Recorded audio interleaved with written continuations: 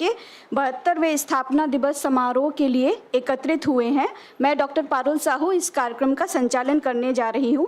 यह हम सभी के लिए बड़े ही हर्ष और गौरव की बात है कि आज स्थापना दिवस समारोह में डॉक्टर एन कैलाश सेल्वी, महानिदेशक CSIR एवं सचिव DSIR, मुख्य अतिथि के रूप में professor S Shivram, professor emeritus ISL Pune एवं CSIR-CSMCRI निदेशक डॉक्टर KJ श्रीराम विशिष्ट अतिथि के रूप में उपस्थित हैं। मैं स्थापना दिवस समन्वयक डॉक्टर विश्वजीत गांगुली से निवेदन करती हूं कि वे हमारे तीनों अतिथियों एवं निदेशक महोदय डॉक्टर कन्नन श्रीनिवासन को कृपया मंच पर लाने का कष्ट करें। कृपया जोरदार तालियों से हमारे अतिथियों का स्वागत करें। अब हम अपने अतिथियों के स्वागत का कार्यक्रम शुरू करेंगे। मैं वॉलंटियर से निवेदन करती हुए रेडी रहें। मैं निदेशक महोदय से निवेदन करती हूं कि वे फूलों के गुलदस्ते एवं शॉल द्वारा हमारी मुख्य अतिथि महोदया DG मैडम का अभिनंदन करें।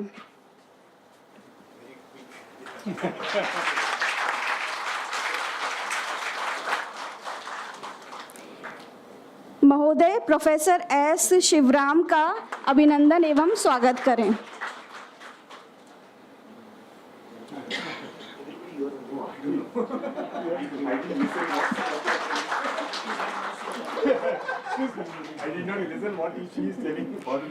अगले क्रम में डॉक्टर श्रीराम का स्वागत एवं अभिनंदन करें।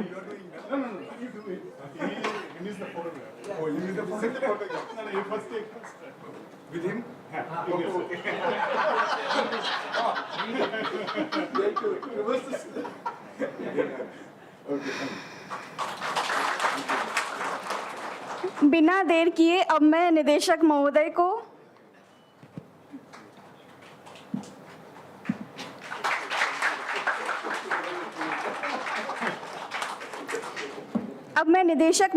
को उनके स्वागत संबोधन के लिए आमंत्रित करती हूँ।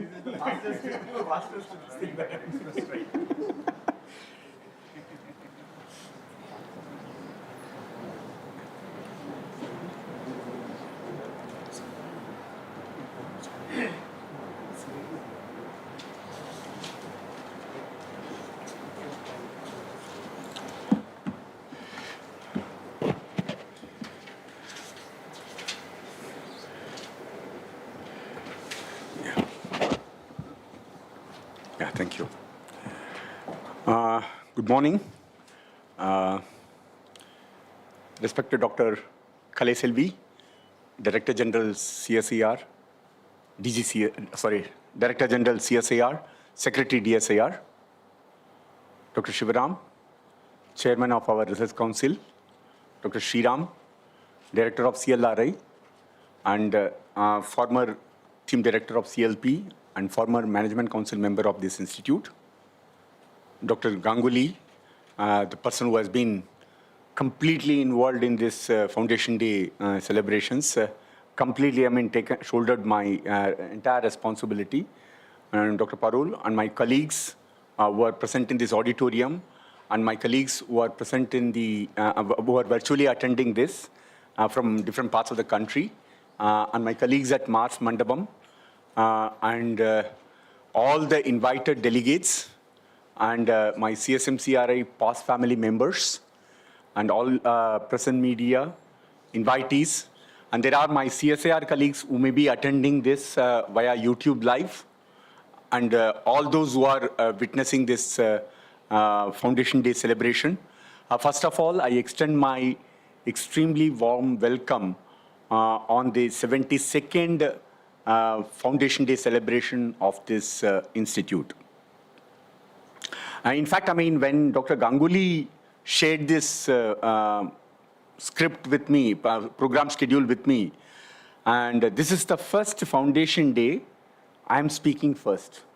And usually I'm the last batsman to play. And today, he said, no, you're the first person to, do it. And he has taken the last, okay? And that has really given me, this is something which is, I'm not, played. So if there's anything which is basically going weird, it's the entire responsibility, onus is on me. Okay. This particular foundation day for me is special for 5 reasons. Okay, I'll take 5 minutes for each reasons.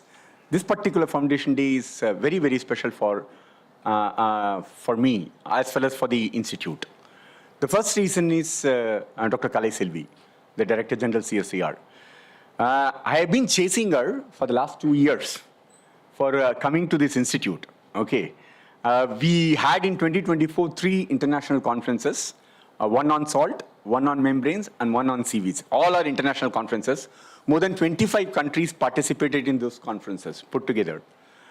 And I was trying to, persuade with her, at least you grace one of the occasions. Okay. She was initially, because our job profile is like that, she was initially telling that I will surely come. But exactly, few days before, but only thing is, one good thing with her is she tells, keep plan B. Okay. So without telling her also, I was planning it because I know, our stature is like that. So on all the 3 occasions she missed. And when this was also, for some of the things, in fact, I went personally to Delhi to invite her. Even that didn't work. Okay. And for this particular occasion also, I went to Delhi and then I said, this is something which is very important. And somehow she had high power of negotiation of not coming. Okay. and this time, I went to her room and then she called me. So I was in a, a meeting, and then she called me in between the meeting. In between the meeting, though, she never calls. And I was with the JS admin working on a very, very sensitive topic. And she said, no, I want to meet Dr. Kannan immediately. Then I said, I don't know anything that I have. So she called and then said, Kannan, I have a very serious problem. It may be looking that I may not be in a position to come for your foundation day. And that gave, and I am a person who doesn't immediately react. It took 30 seconds for me to absolve that issue and then say, what is the kind of a prepared answer that I have to do it? And then I did that job. And then I talked for the next 7 minutes in convincing her that why you should come, okay, for this particular foundation day. And after doing this, she came out and then told her PS, this time Kannan won, I lost. She said, and that is the reason, she is over here. And it is good that, we've been doing a world-class Saltworks inauguration. And I wanted that to be happening in our hands. And I wanted, something which is kind of a lab-to-land feeling, which is CSIR is very, progressive about it, and translation research on which, we've been given kind of a lot of emphasis. And this is one of the classic demonstration of that. And so I sincerely thank you, Dr. Kalai Selvi, for gracing this occasion. The second person is Dr. Shivaram. Okay. And Dr. Shivaram, another, person to very difficult to catch. In fact, the most experienced person for this is Dr. Ganguly, okay, more than me. Okay. And when he came for the last RC meeting, I had to literally go along with him in the lift. And I have never done in my life. Okay. And I said, I have to come along with you in the lift. He said, kiske liye aa raha hai? I said, no, I have to come. Okay. And then I went. He was in 6th floor or 7th floor. In the corridor, I said, I need some 2 minutes of your time. And then said, what? See, this time we are celebrating our foundation day on 11th April. 10th April is being a national holiday. We are having 11th April. I wanted you to be there as a council chairman. And I'm inviting DGCSIR also. And this world-class Saltworks that we are inaugurating, it is, the inputs that you have given on this whole of the journey, not as a council member alone, but as a chairman of this facility creation project, it makes a kind of a great sense of accomplishment if you are there and who have seen the whole of the journey and gracing the occasion also. Then he said, Kannan, just give me some time. I'll have to check my calendar. And still, he has not migrated his calendar on mobile. He's still maintaining that notebook calendar. Okay, and he said, I'll have to go to my room, and then I said, and night itself he confirmed that, he said, my 11th April is booked for you, so I will be gracing the occasion. Thank you, Dr. Shivaram, for gracing this. The third person, the third reason is inauguration of Saltworks. I mean, which some of you have witnessed. Those who have not witnessed, I'm sure that there must be a kind of a YouTube, coverage on this. Okay, please have a look at it. I mean, if those people who could not attend that event, you can see. This is something which is a very special moment for the institute, and I am thrilled that, I mean, as Dr. Shivaram mentioned in that meeting, this is just the beginning. Facility creation is a first step towards realization. Now we need to basically validate, demonstrate, and develop new technologies and demonstrate it again, and then take those technologies back into the kind of a commercial saltworks, whether it is in Senegal, or whether it is in GHCL, or whether it is in Tata Chemicals, or I mean, or whether it is in Philippines. Okay, so multiple countries. At this point of time, I'm sure that you are all aware, we are discussing with 5 countries: Senegal, Saudi Arabia, Qatar, I think Ghana. And there are 5 different countries that we are in the final stages, Philippines. Okay, where, I mean, all the countries were looking for competency of this institute in the establishment of the saltworks. And this particular demonstration piece, in fact, I mean, the Philippines delegation, they said, I mean, the president of that university is coming, the highest officer of that university is coming. And they said they wanted to witness, along with all the government officials, wanted to see what is the kind of saltworks design that we wanted to replicate it in Philippines for improving the salt productivity. And I'm sure that, I mean, this kind of an international cooperation and delegation of the knowledge, this saltworks that we have established is one very good reason for them to witness over here. And there are the special reason for my fourth, although, I mean, there are 2 people whom I wanted to, was Dr. Sriram and Dr. D.S. Reddy. Unfortunately, Dr. D.S. Reddy could not be here with us for pressing reasons at his end. They have been instrumental. Okay, both of them happen to be our management council member, and both of them are also chemicals team and director. So they basically seen the institute growth in the last 3-4 years very closely. Okay, they saw it very closely, how the institute has transitioned in terms of translational research, and they've been very, very supportive. Okay, I mean, in fact, and both Dr. Sriram as well as Dr. Reddy, when we sent for the management council's approval notes, agenda items, it was coming like a zip. Okay, they were and. Many a times, because most of, including this particular project, this involved a lot of management council's approvals, and those are all possible because of the tremendous amount of support and cooperation they've extended.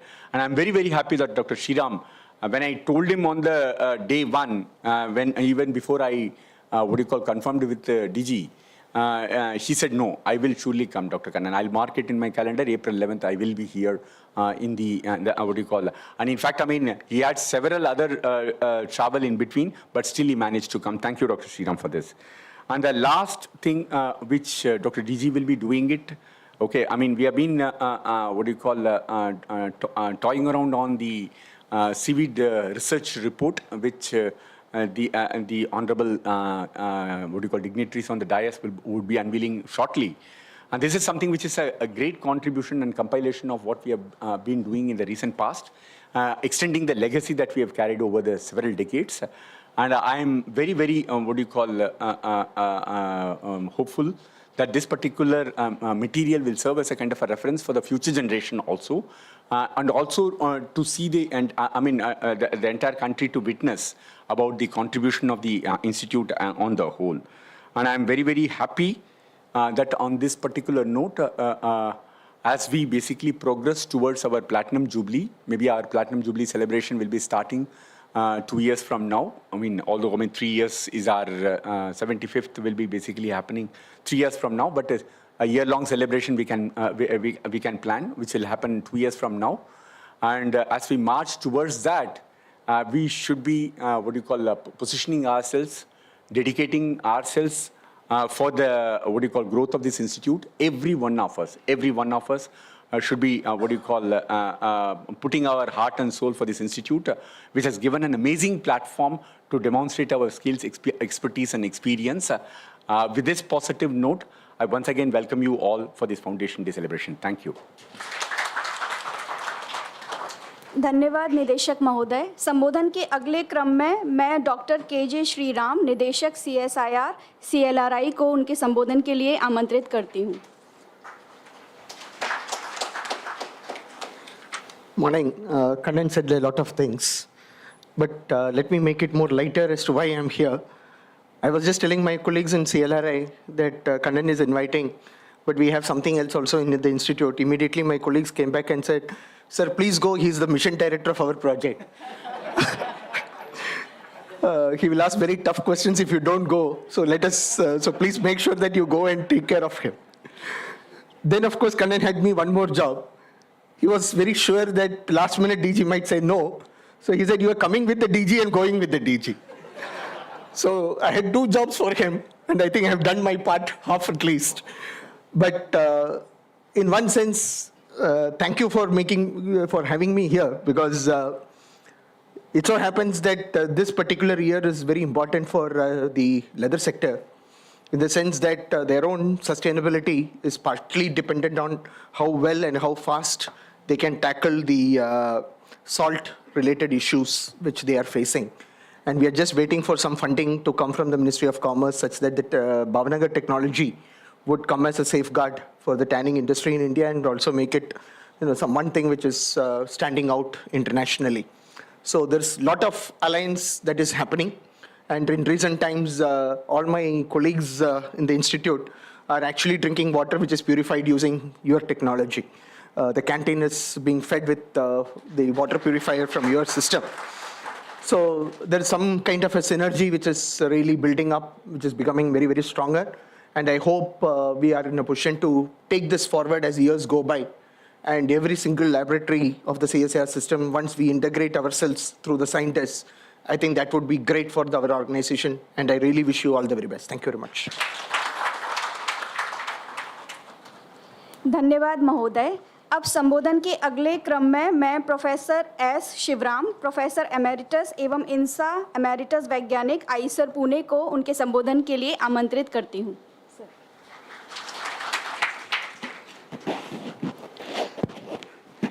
Thank you. Dr. Kalai Shelvi, DG CSIR, Sriram, Dr. Sriram, Director CLRI, Kannan, Director CSIR-CSMCRI, of course my friends Vishwajit, Parul, and all my other friends whom I keep meeting once in a few months in different capacities. Because normally there I tend to provoke you by asking you difficult questions, but this is not the day for that. This is a day of celebration. I think it's a great occasion to be marking the 72nd anniversary of your birth. In fact, this is a year where many CSIR laboratories are celebrating close to 75 years, NCL, CGCRI, Calcutta, and a few others are all celebrating their 75th year. You are coming back behind in 72, and like Kannan said, in a few years, you'll also be at the Platinum Jubilee year. And some of you who are joining this lab in the last few years will live to see the 100th year of this laboratory, okay? And that will be, I think, one of the finest occasions, you should think of celebrating. I'm sure there are young people here who would be here, at the 100th year of this laboratory. And that would be a truly momentous occasion to see a research institute conceived, sustaining itself for 100 years with great relevance and purpose. My compliments to every one of you for your very dedicated hard work, sincere commitment to this cause of this institution, I always go back. Every time I come here, we spend, a day and a half, and I go back with the feeling that this lab is in safe hands for the future. You're all doing great work, and keep it up. I also keep telling, start dreaming a little bit more. I mentioned this in my talk to ACSIR. I think we all need to dream more. Just dream, creatively, of course, dream what this institution should be like when it's going to celebrate 100 years. What is it that people standing here must be talking about, when we are 100 years old, And I think if you start thinking like that, you will create that future. Thank you very much. आपके प्रेरक संबोधन के लिए धन्यवाद महोदय। अब हम annual report विमोचन, पुस्तिका विमोचन, उसके बाद MOU साइनिंग आदि एक्टिविटी शुरू करेंगे। प्रत्येक वर्ष संस्थान के प्रमुख वैज्ञानिक शोधों और तकनीकियों को संक्षेप में वार्षिक रिपोर्ट के रूप में प्रस्तुत किया जाता है। आज के शुभ अवसर पर 2023-24 की वार्षिक रिपोर्ट विमोचन का प्रस्ताव है। साथ ही साथ समुद्री शैवाल के क्षेत्र में संस्थान द्वारा पिछले 5 वर्षों में अर्जित विविध वैज्ञानिक विशेषज्ञता एवं उपलब्धियों का एक संकलन वैज्ञानिक डॉक्टर अरूप घोष एवं डॉक्टर वैभव मंत्री द्वारा एक पुस्तिका के रूप में तैयार किया गया है। आज इस पुस्तिका के विमोचन का भी प्रस्ताव है। मैं सभी माननीयों से अनुरोध करती हूं कि वे अपने कर कमलों से वार्षिक रिपोर्ट एवं CSIR-CSMCRI में समुद्री शैवाल अनुसंधान पुस्तिका का विमोचन करें।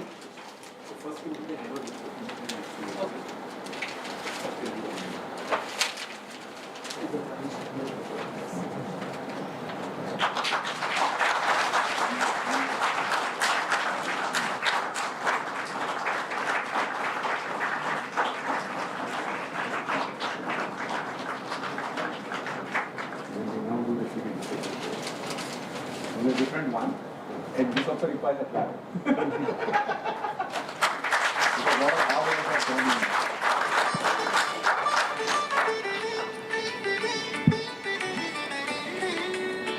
आज स्थापना दिवस समारोह के अवसर पर संस्थान की हेलोफाइट सेलिकोर्निया ब्रेकिएटा से सलोनी नमक उत्पादन प्रक्रिया का प्रौद्योगिकी ज्ञान टेक्नोलॉजी नोहाव सी शोर कल्टीवेशन LLP अहमदाबाद को हस्तांतरित किए जाने का प्रस्ताव है। मैं सी शोर कल्टीवेशन LLP के CEO श्री प्रभात शुक्ला, BDIM प्रमुख doctor Kamlesh Prasad, halophyte biology and biotechnology विभाग प्रमुख डॉक्टर प्रदीप कुमार अग्रवाल को मंच पर आमंत्रित करती हूँ।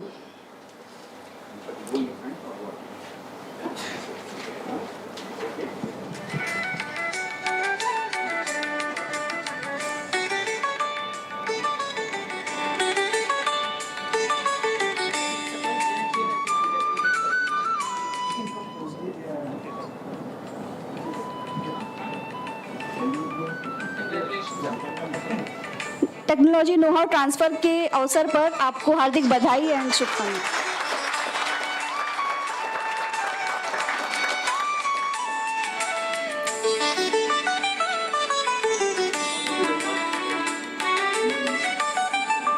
मैं कमलेश सर को यहीं रुकने का अनुरोध करती हूँ।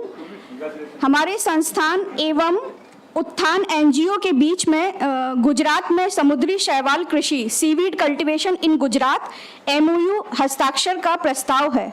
मैं उत्थान के CEO श्री प्रवीण भिकड़िया जी, हमारे संस्थान के BDIM प्रमुख डॉक्टर कमलेश प्रसाद एवं applied phycology and biotechnology division के प्रमुख डॉक्टर वैभव मंत्री को मंच पर आमंत्रित करती हूँ।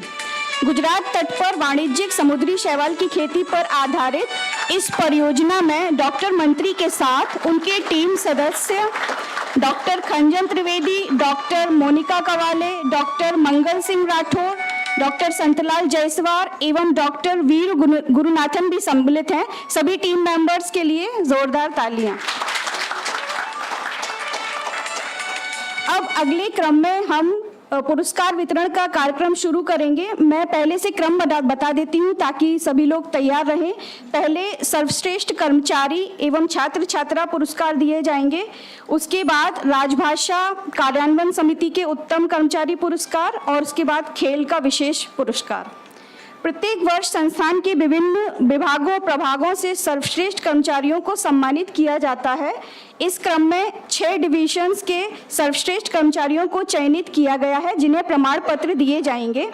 मैं उनके नाम ले रही हूँ, कृपया सभी अपने क्रमबद्ध आए। Shri KG. Vijay Anand, senior technical officer.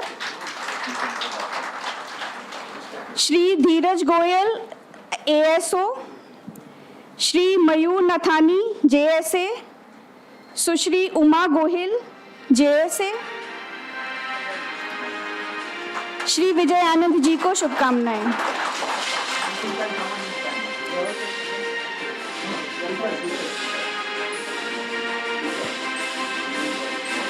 सुश्री उमा गोहिल, श्री मनसुख भाई परमार एवं श्री शक्तिपाल सिंह रायजादा जी।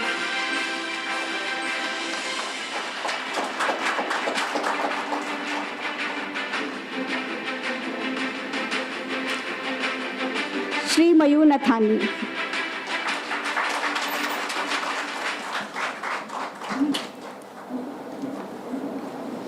श्री मनसुख भाई परमार।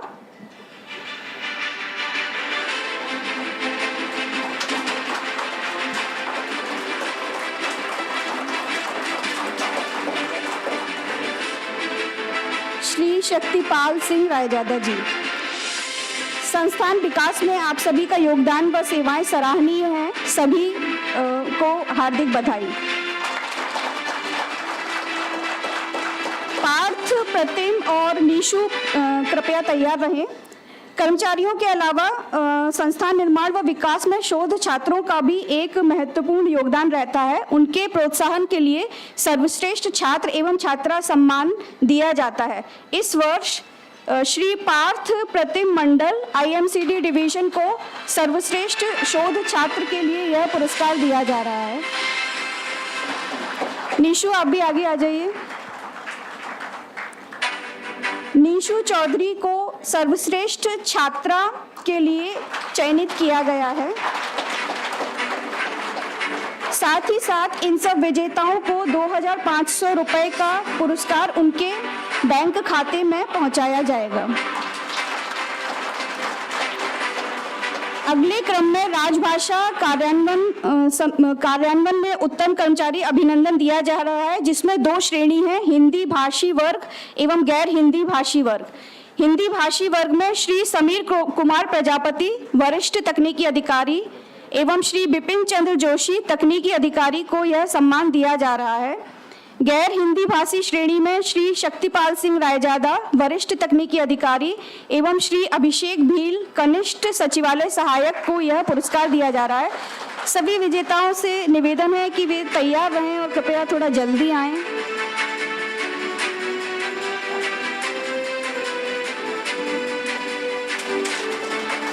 सभी विजेताओं को हार्दिक शुभकामनाएं।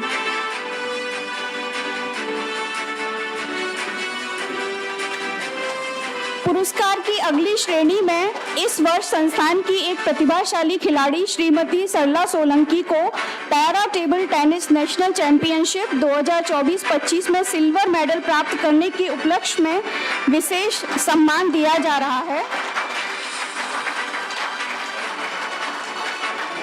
श्रीमती सरला को sports authority of Gujarat government की गुजरात द्वारा खेल प्रतिभा पुरस्कार के रूप में 1 लाख रुपए का राशि भी दी जाएगी। श्रीमती सरला सोलंकी 2021 से राष्ट्रीय स्तर TT चैंपियनशिप में अभी तक 8 मेडल जीत चुकी हैं। जोरदार तालियों से उनका स्वागत और अभिनंदन करें।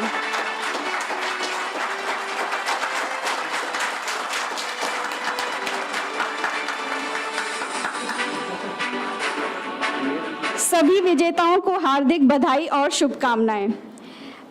अब हम उस मौके पर आ गए हैं जिसका हम बहुत समय से इंतजार कर रहे हैं। मैं माननीयों से निवेदन करती हूँ कि वे अपने स्थान ग्रहण कर लें। अब मैं हमारी प्रिय महानिदेशक महोदया डॉक्टर एन कलय सैल्वी को मंच पर उन स्थापना दिवस संबोधन के लिए आमंत्रित करती हूँ। मैडम, आपका स्वागत है।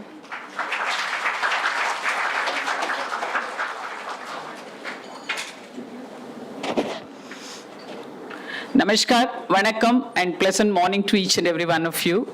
Wish you all a very happy 72nd Foundation Day. I'm feeling really excited. I'm extremely happy that I lost my battle with Kannan on the other day, because many a times by getting defeated, you will really feel what are so many things that are there to really get excited.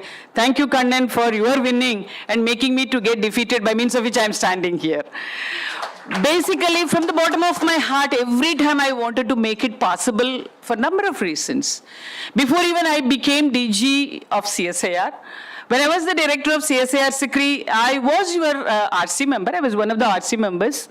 And I still remember I had one time visited along with the former DG. And at that time, I spent little time in one or two laboratories, and I wanted to come back to this laboratory for a number of reasons, and I was not able to do that. And Kaliselvi is having one peculiar habit that whenever I say yes and when I go, I definitely forget such kind of visits. But whenever I say no, I never forget my words, and after telling no if I go, then that trip becomes very special and cherishable, and therefore I'll be always remembering CSMCRI. And you people coming from SALT, definitely you will make each and every occasion very memorable for a number of reasons. Friends, as all of you know, this institute is very special. For others, maybe due to number of reasons, but I look it from this perspective. Indian Peninsula, everywhere water is there. So normally we say water, water everywhere, nor a drop to drink. And just because salt water, it is the marine condition gives you salt water. This is one lab which is taking salt as one of the prime research focus area and water as another prime focus research area. And I would say this laboratory, this Foundation Day is very, very special because of 5 reasons. Because from yesterday onwards, I'm listening to 5 reasons, at least 3 times, 4 times from Kannan. Therefore, I should also now give 5 reasons. This is a peer pressure. So first reason is, as I told you, so water, water everywhere, not a drop to drink. So who in this country, who in this world, somebody on the earth can make it possible that this saline water can be made as a potable water? I think it is this institute that has taken it as a challenge. And I should definitely say big hats off to you, because already you have proven it at a level of 0.1 MLD, and days are not so far off. You are going to come up with 1 MLD, 5 MLD, 10 MLD. And I think when you are celebrating your 100 years, maybe you will be talking about 100 MLD also. Maybe you can take that as one of the targets for your 100th year. So that is one reason, therefore, because you are handling water so very nicely with a scientific flavor, with a scientific fervor, and with a lot of innovation, and you are able to come up with a kind of a technology by means of which you can say, yes, we are there, and definitely a portion of water could be converted into potable water. So water is getting addressed. Second one, I said salt. Salt is so very important. I need not say, because just half an hour back I said, there is a proverb in Tamil which is nothing but uppitavarai ullalavum ninai. Meaning is, if somebody has given you some kind of a food is nothing but it is a combination of anything cooked with a pinch of salt. So food quantity may be more, but the salt, pinch of salt only gives life to the food, and therefore if at all somebody is feeding you even for one time, you should not forget them throughout your life, and therefore you are the salt supplier for the whole nation. Therefore this nation can never, never forget you. And slowly, you are now trying to reach a level that you will make the entire globe not to forget this particular laboratory, because I'm totally amazed to listen to that at least 5 different countries are showing their interest to come, witness, understand, argue with, and finally take up some kind of a message back to their country for practice, which got inaugurated today, which is CSIR. In my opinion, C-star is more than 5-star. I would say it is qualified for N-star. It is a great facility because in many places, we find it very difficult to just take away the lab research to the land, but you have proven it in 168 acres of land, and this is the real demonstration, real technology demonstration, and this is the place where you can impress upon number of other countries, and days are not so far off. Now you are getting maybe UI or kind of an interest from 5 countries. Slowly, you should make India to become the global salt hub in the name of this particular institute. And you can note down this point also as your agenda for your 100th year. So, you can say Kaliselvi started by telling that only 5 reasons. Slowly, every reason is coming up with a kind of a commitment. Don't worry, because these are all positive commitments, like the way Professor Shivaram said. The 72nd year we are standing here, and all of you should dream and imagine 100th year, somebody will be standing here and they will be talking, and you should give 100 reasons for the person to congratulate you, appreciate you, and give a big salute to you. That is why we are here to give you some kind of pointers, and therefore salt is another great, I would say it is your brand, by means of which it is a unique capability that you do and you alone can do, and therefore you should continue to do, and by means of which you should make a difference not only to the country but also in the international level. This is the second one. And third one is seaweed. Seaweed is again the great pride of not only this institute, but also it is the pride of CSIR. With all confidence, with a kind of a faith and trust, with the capabilities with which all of you are positioned in this institute, we from CSIR, we have committed to the Government of India for Viksit Bharat 2047 in the name of seaweed cultivation. In my opinion, it is not cultivation, it is a silent revolution. You are really coming up with a number of revolutionary activities, and you are making many things to happen not only in the land but also in water. So this seaweed is a great story, and you are not only doing cultivation, you are not only doing harvesting, but also you are making it as the raw material for number of value-added products. Therefore, the value chain is so big, number of industries are finding their application, and you are trying to touch upon as many areas as possible. Can I touch upon some kind of an farmers for their income or agri-related revolutions, because your SAP, that is acting as a growth promoter, and therefore definitely agri startups, agri industries, farmers, they're all going to get benefit out of the SAP that you are deriving out of your seaweed. And second thing is, I'm being told that you can either spray it or you can even make it as a pellet, and you can just get along with the fertilizer industry, and it acts as a great growth nutrient apart from the various other aspects of the seaweed.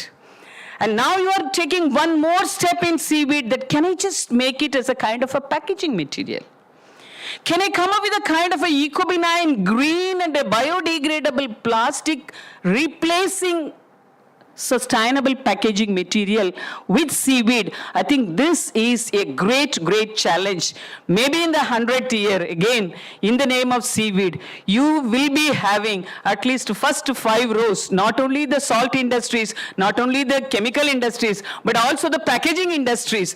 Those representatives should also be there, because there is a lot of scope. It is just beyond our imagination, because I'm just giving you one clue. Government of India and ministry level, we are thinking, can we just come up with a kind of a replacement to the coverage that is given to cigarette? Because cigarette, now tobacco is one.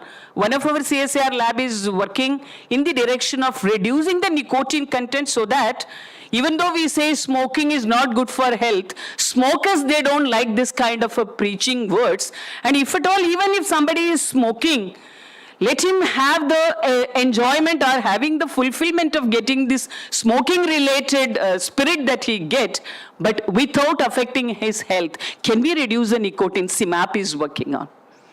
So when we are just talking about cigarette, no, CSIR is now talking about not by addressing only one component of any product. So cigarette, not only nicotine, even the cigarette, the wrapped material, the material in which the wrapping material is again not biodegradable. Therefore, can we just come up with a kind of a biodegradable material? I think there also you find a scope, and this is how you have to think in different ways, by means of which you can slowly call, you cannot call anyway cigarette as a green cigarette, you cannot call it, but at least the wrapping material, can you just make it out of your seaweed? So just start thinking in this particular direction, because you have to take care of this environment also. So this is the third reason due to which I have to definitely appreciate each and every one of you. And the fourth reason is very, very important. It is the marine chemicals. So you are taking water, and friends, all of you should definitely lift your collar up and feel very proud, because all others, we are all telling there is a problem with respect to raw material supply chain. I am depending upon A country, B country, C country, D country, depending upon the political situation, geopolitical situations. If at all a country stops giving the raw material supply chain, how will I be able to continue with my research? But for you, what is the raw material? It is only the seawater. Therefore, you are not having that kind of a threat at all with respect to your raw material supply chain. But the amazing factor that you are deriving out of water, because so far I was thinking water is only to drink. Water is used for cooking. Water is used for industries. But now you are making it as a real fact that from water, not only you are taking salt, but also you are making plants to grow, and at the same time you can extract number of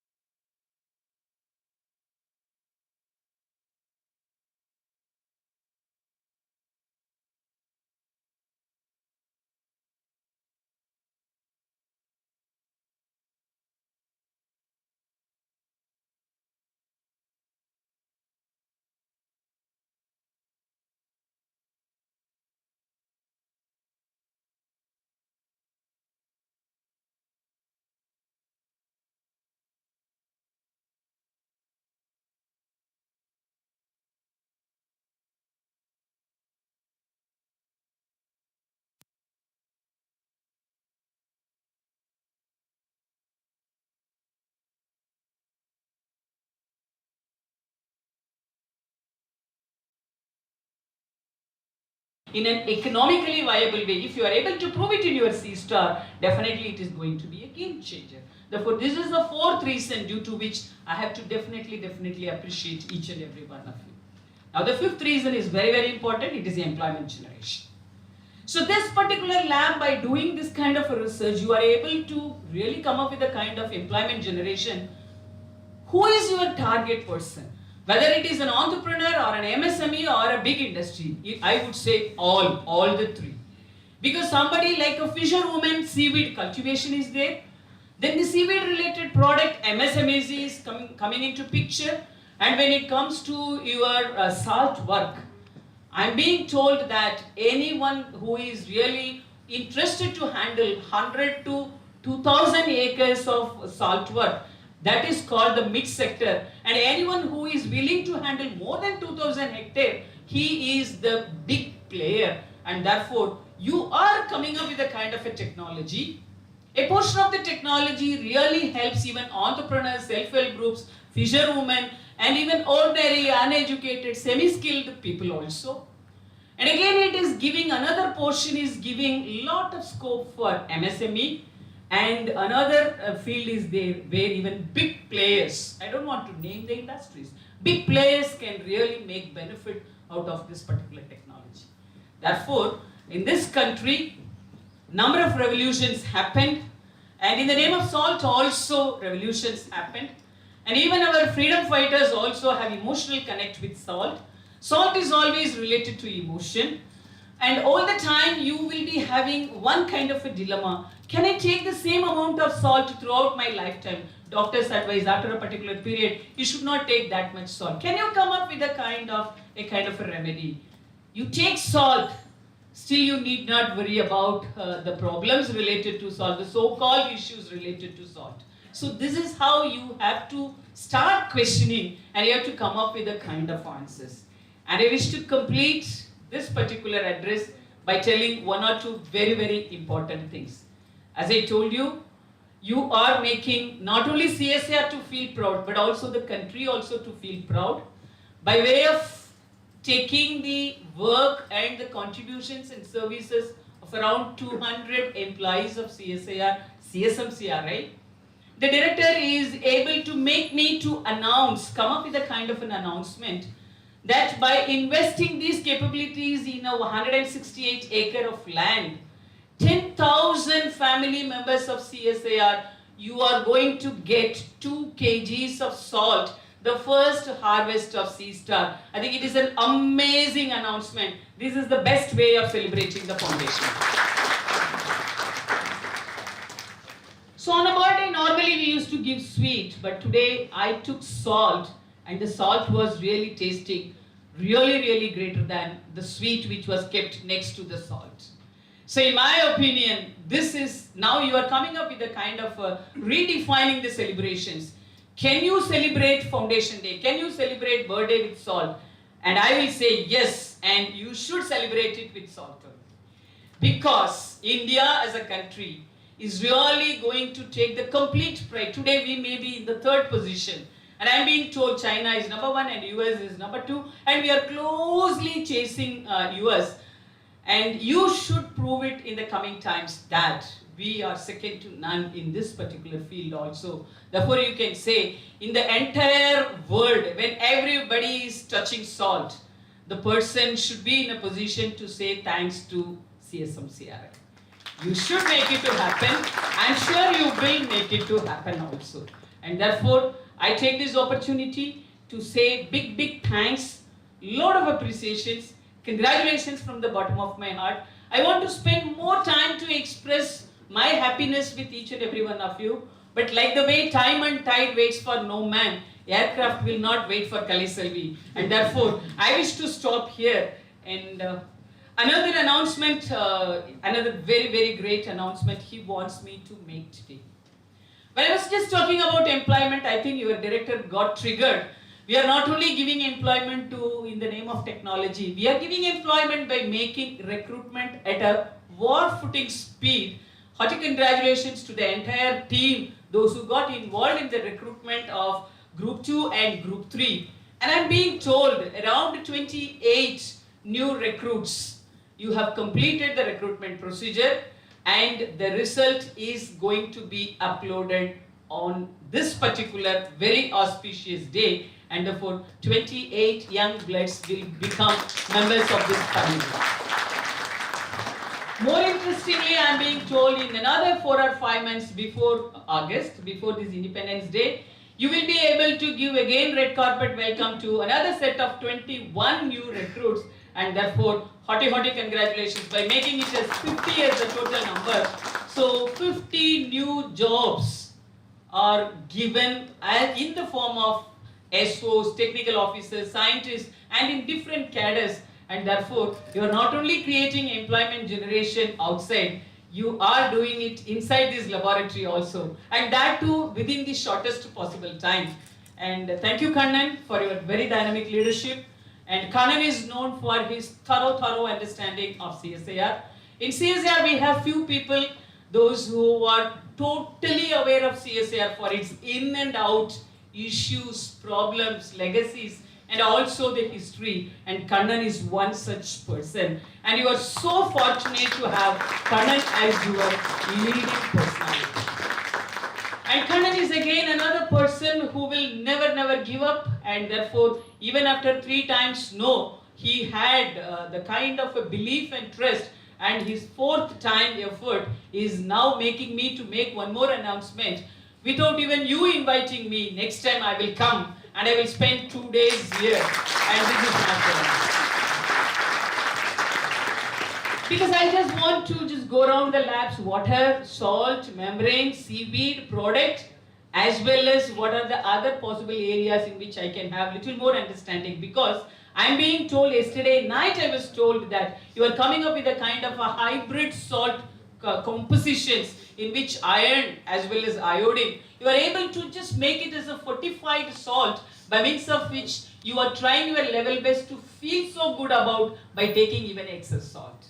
So this kind of making people to feel so good is another great contribution. Therefore, I have decided I will come and I will definitely spend as much time as possible. So with these few words, again, I am getting the sound of even palpitation of Sri Ram, because his duty is not yet over without making me to board the aircraft.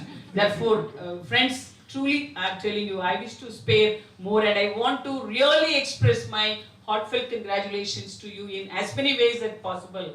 But I am reserving all those appreciations till my next visit. I wish you all the best in all your endeavors. And CSR is so proud of your own contributions. And this kind of a state at which, the scale at which you have demonstrated this technology, I will make this as an example to others also. Of course, others cannot do it in 168 acres. But again, before I conclude, on this Foundation Day, it is our duty to say thanks wholeheartedly to the royal family who has donated 300 acres of land for you to do all the scientific magics there, and 6 acres in the palace itself, because we are in the palace. Therefore, we are all kings and queens and princes, and therefore we really take the freedom of doing science by doing it in the palace. And therefore, our sincere thanks to the royal family. And this is how you should start admiring. In this country, it is not only the leaders, but also philanthropists and also kings and the royal families. They also take part when it comes for the case of science. So let us all really work for science, work with science, and we are all no one other than science. Thank you so very much. Namaskar. Thank you. महोदया, आपके उत्साहवर्धक शब्दों एवं मार्गदर्शी संबोधन के लिए सारे CSMCRI परिवार की ओर से आपका धन्यवाद एवं आभार। अब हम अपने अतिथियों का स्मृति चिन्ह आभार व्यक्त करेंगे। मैं निदेशक महोदय से अनुरोध करती हूँ कि वे सबसे पहले माननीय महानिदेशक महोदया को स्मृति चिन्ह प्रदान करें। यह एक विशेष स्मृति चिन्ह है जो एंटीक काठियावाड़ी हैंड स्टिच कलाकृति है। साथ ही साथ इस कलाकृति को संस्थान द्वारा आविष्कृत समुद्री शैवाल से बने बायोडिग्रेडेबल फिल्म में पैक किया गया है।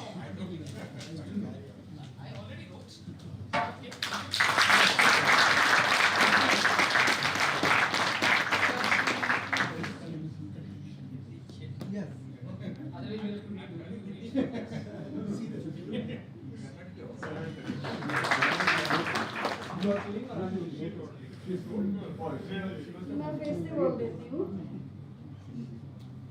इस काठियावाड़ी कलाकृति को सीवीड पॉलीमर से पैक किया गया है, जो संस्थान में भी आविष्कृत की गई है। अगले क्रम में मैं निदेशक महोदय से हमारे विशिष्ट अतिथि प्रोफेसर एस शिवराम को स्मृति चिन्ह प्रदान करने का अनुरोध करती हूँ। प्रोफेसर शिवराम, आपका हृदय से धन्यवाद।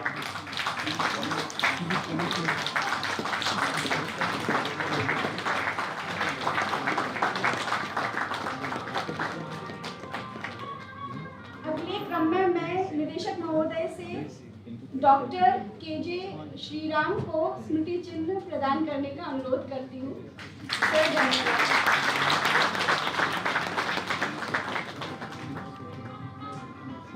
हम अपने अतिथियों की ओर से पौधे भी रखे हुए हैं जो आपके ओर से संस्थान में रोपे जाएंगे। ये आपकी जानकारी के लिए है। धन्यवाद। अब कार्यक्रम के अंत की ओर बढ़ते हुए मैं स्थापना दिवस समारोह के समन्वयक डॉक्टर विश्वजीत गांगुली को धन्यवाद ज्ञापन के लिए आमंत्रित करती हूँ।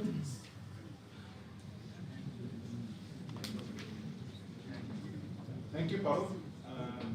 Hope we manage the time. We are on time. That's the biggest responsibility I have, and Professor Sriram has given me before he coming here. He told that should be completed within 3 sharp. Good morning to all.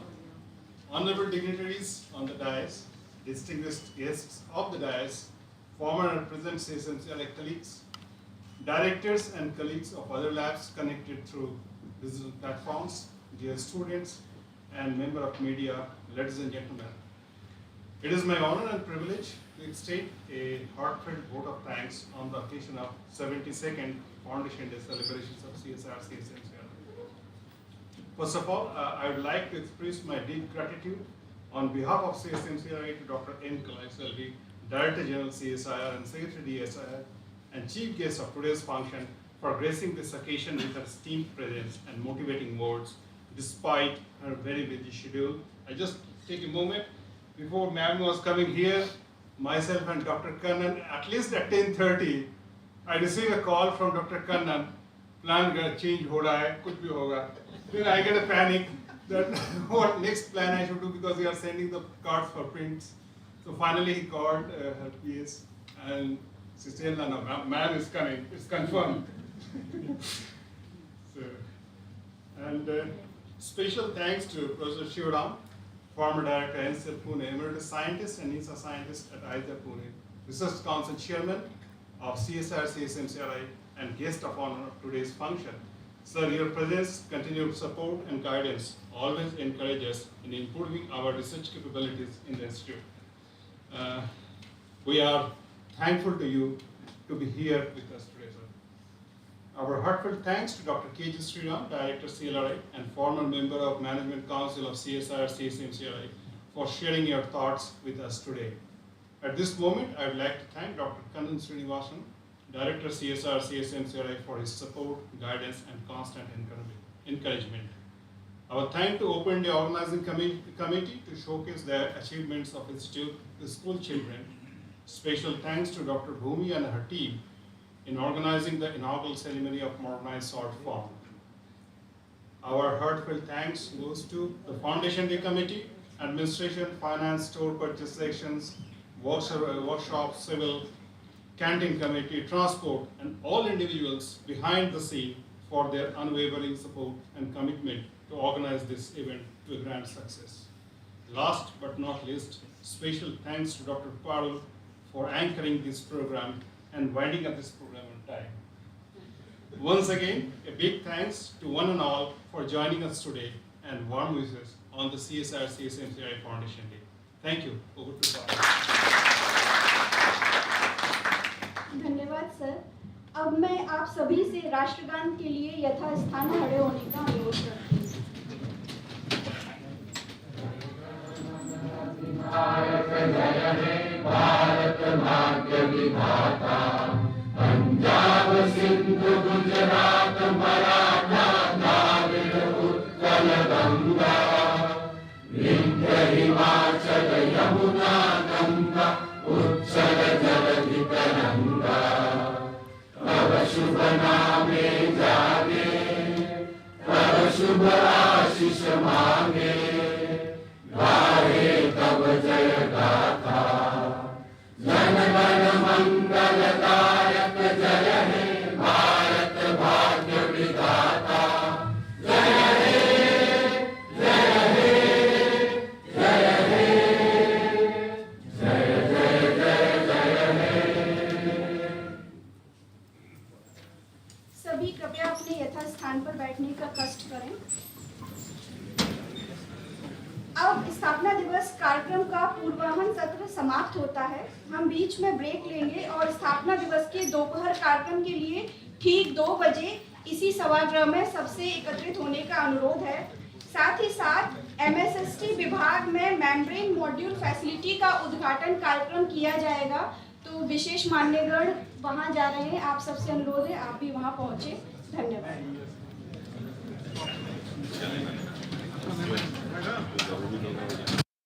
आदरणीय अतिथि महोदय, निदेशक महोदय, प्रिय सहयोगियों एवं विद्यार्थियों, नमस्कार।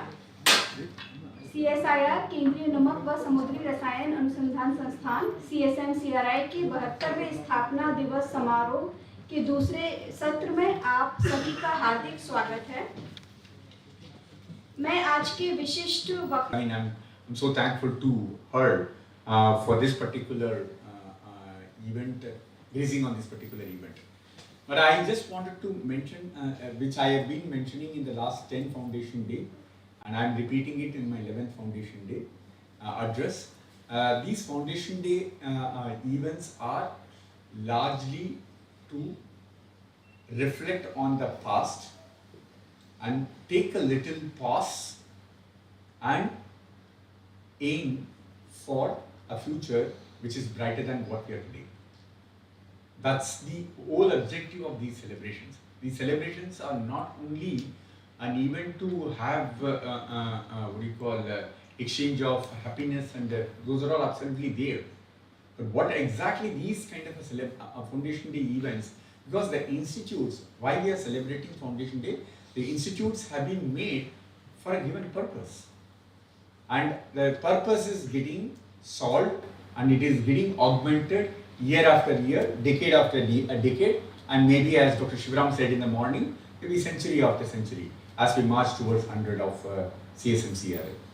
But when we are looking at it, we need to really look at it in the context of why this institute was conceptualized, how we basically become relevant for the society and the industry of our country and beyond, and such kind of a reflection and positioning ourselves in that context will give you a better way of trajectizing it.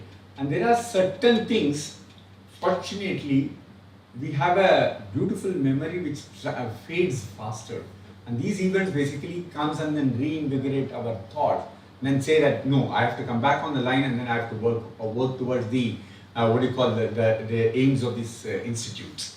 And this event is largely, these kind of events are largely for reflecting on those thoughts. And I'm sure that, happy that there are a few very good pointers which has happened, either in terms of technology transfer, like for example, 4 unique technologies have been transferred in 24-25 on a yearly, if I have to take a kind of a recap of the performance indicators. And we were doing extremely well in terms of intellectual property filing. And I must congratulate all my colleagues, those who are filed, even those who have not filed. The intent was basically well conceived, and there's a lot of effort was put by my scientist colleagues, and that's the reason.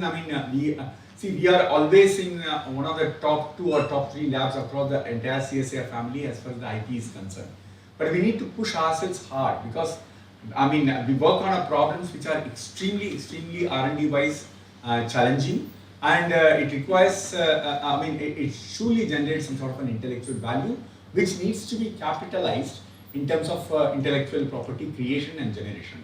And that's what we have been doing it, and this year was amazingly great year. We have crossed the jinx number of something like around 14-15, which we have been having it for the last maybe 6-7 years, and which I've been continuously been telling, and we have now crossed close to something like around 22 have been filed, and something like around 4 or 5 are still in CSIR, which means we have crossed that number. We put a kind of a target, at least 25 IP should be filed, and we have done that. So I congratulate on this particular occasion.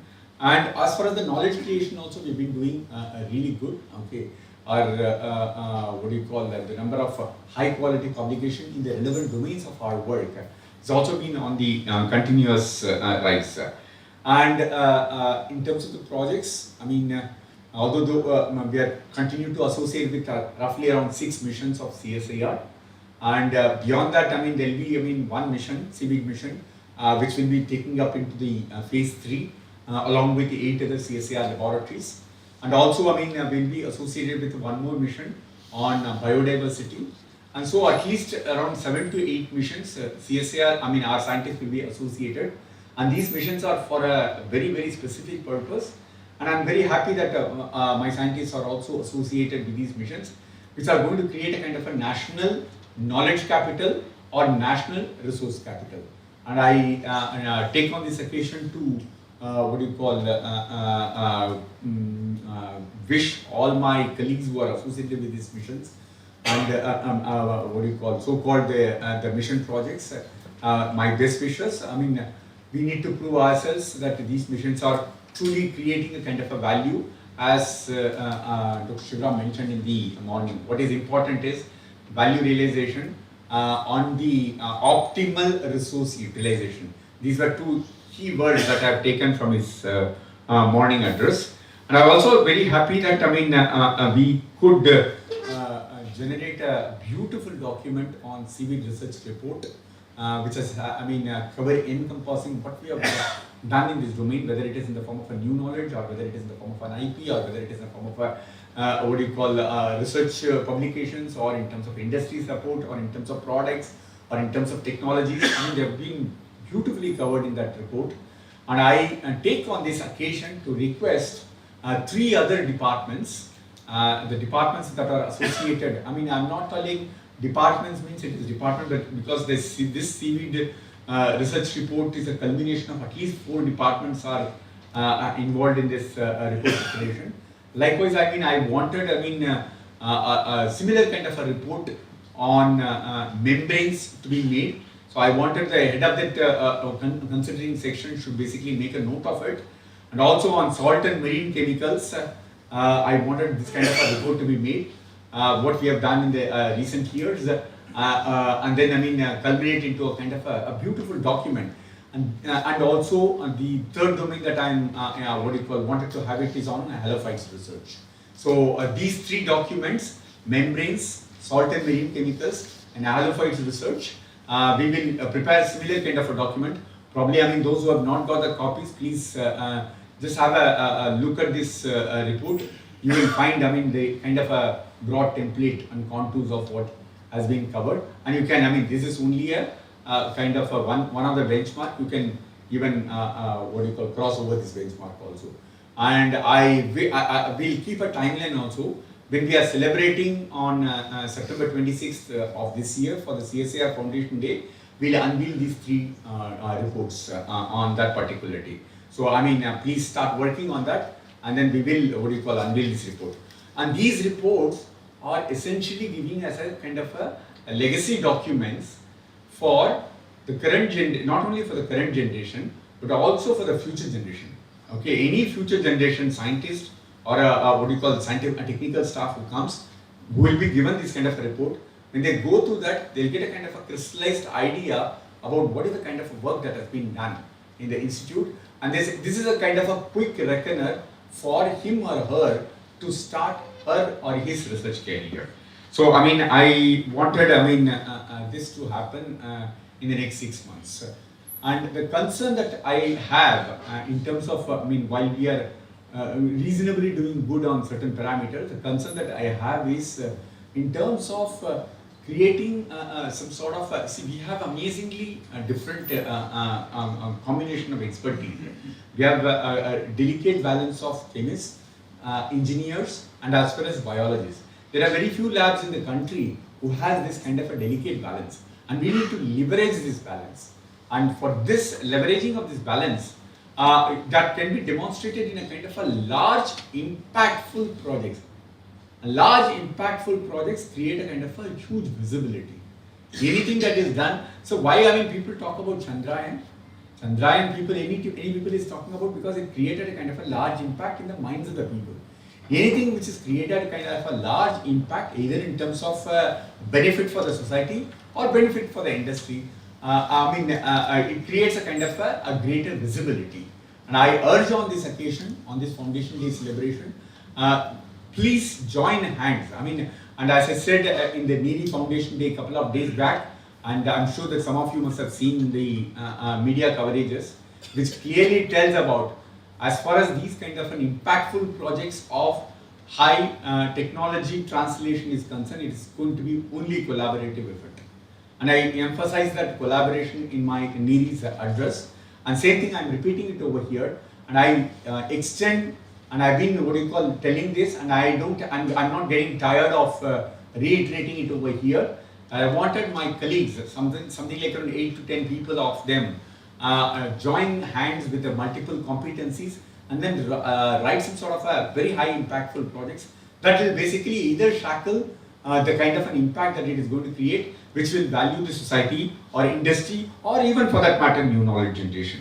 So I just wanted to end here as far as the science is concerned, and I must tell there are a reasonable amount of, in the last 6 months, there's been kind of a reasonable amount of changes in terms of administration has been done.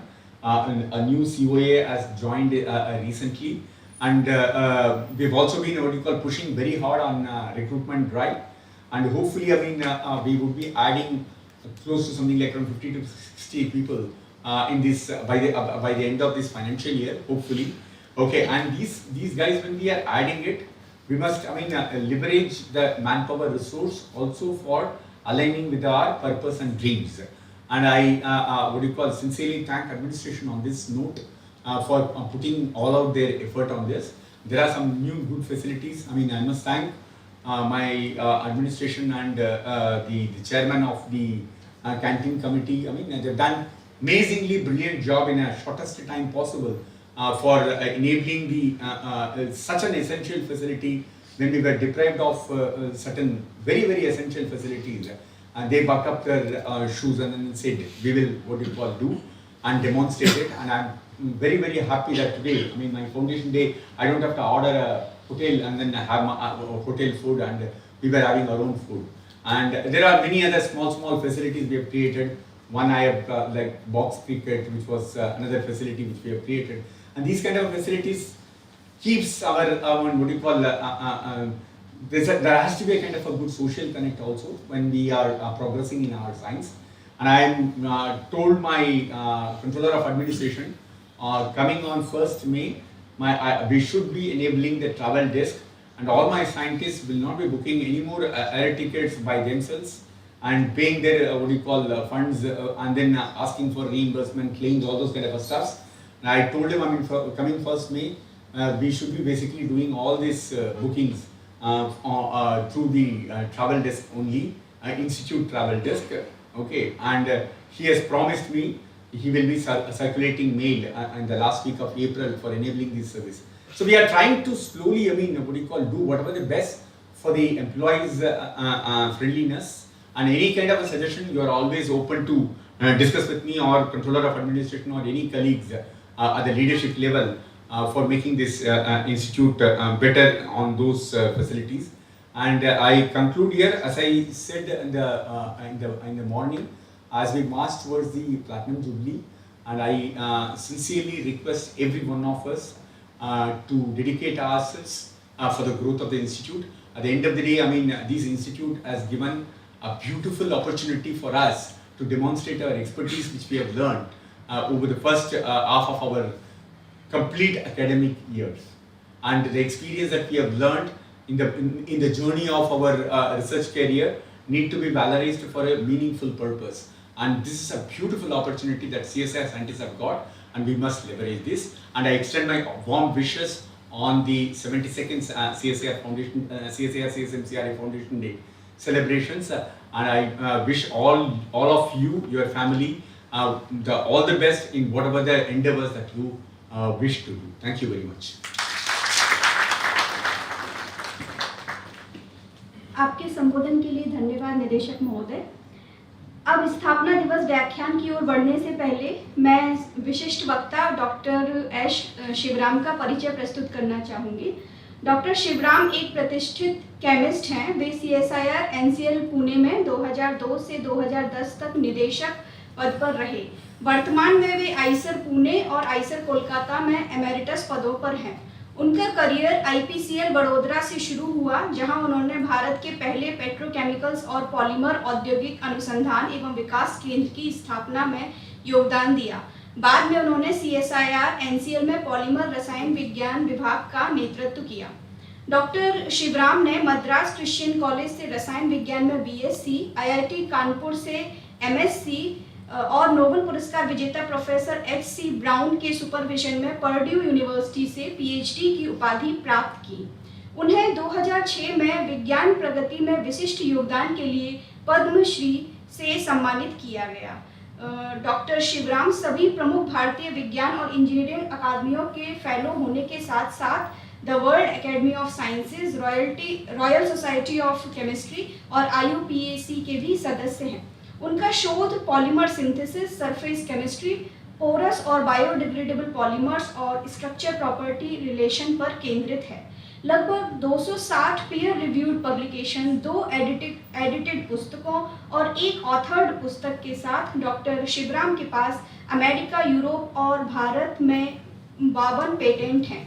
अपने 50 वर्ष के career में उन्होंने 45 doctorate thesis को supervise और 15 post doctoral fellow का मार्गदर्शन किया, जिससे पॉलीमर विज्ञान के क्षेत्र में उल्लेखनीय प्रगति हुई है। इस संक्षिप्त परिचय के साथ मैं डॉक्टर एस शिवराम को उनके व्याख्यान के लिए आमंत्रित करती हूँ। व्याख्यान का शीर्षक है a novel cellulosic porous biomass, structure properties and applications. Sir, आपका स्वागत है। धन्यवाद।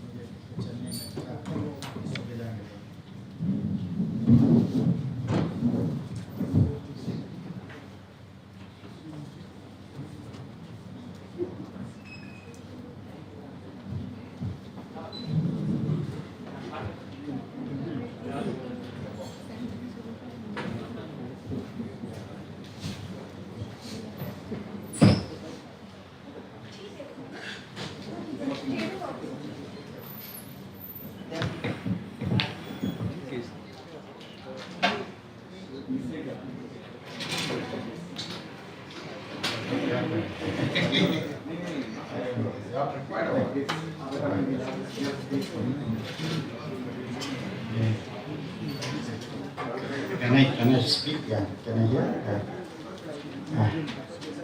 This is very cumbersome.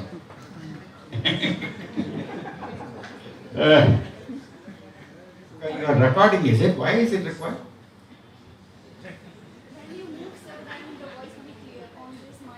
No, but I have the, you can have a collar mic.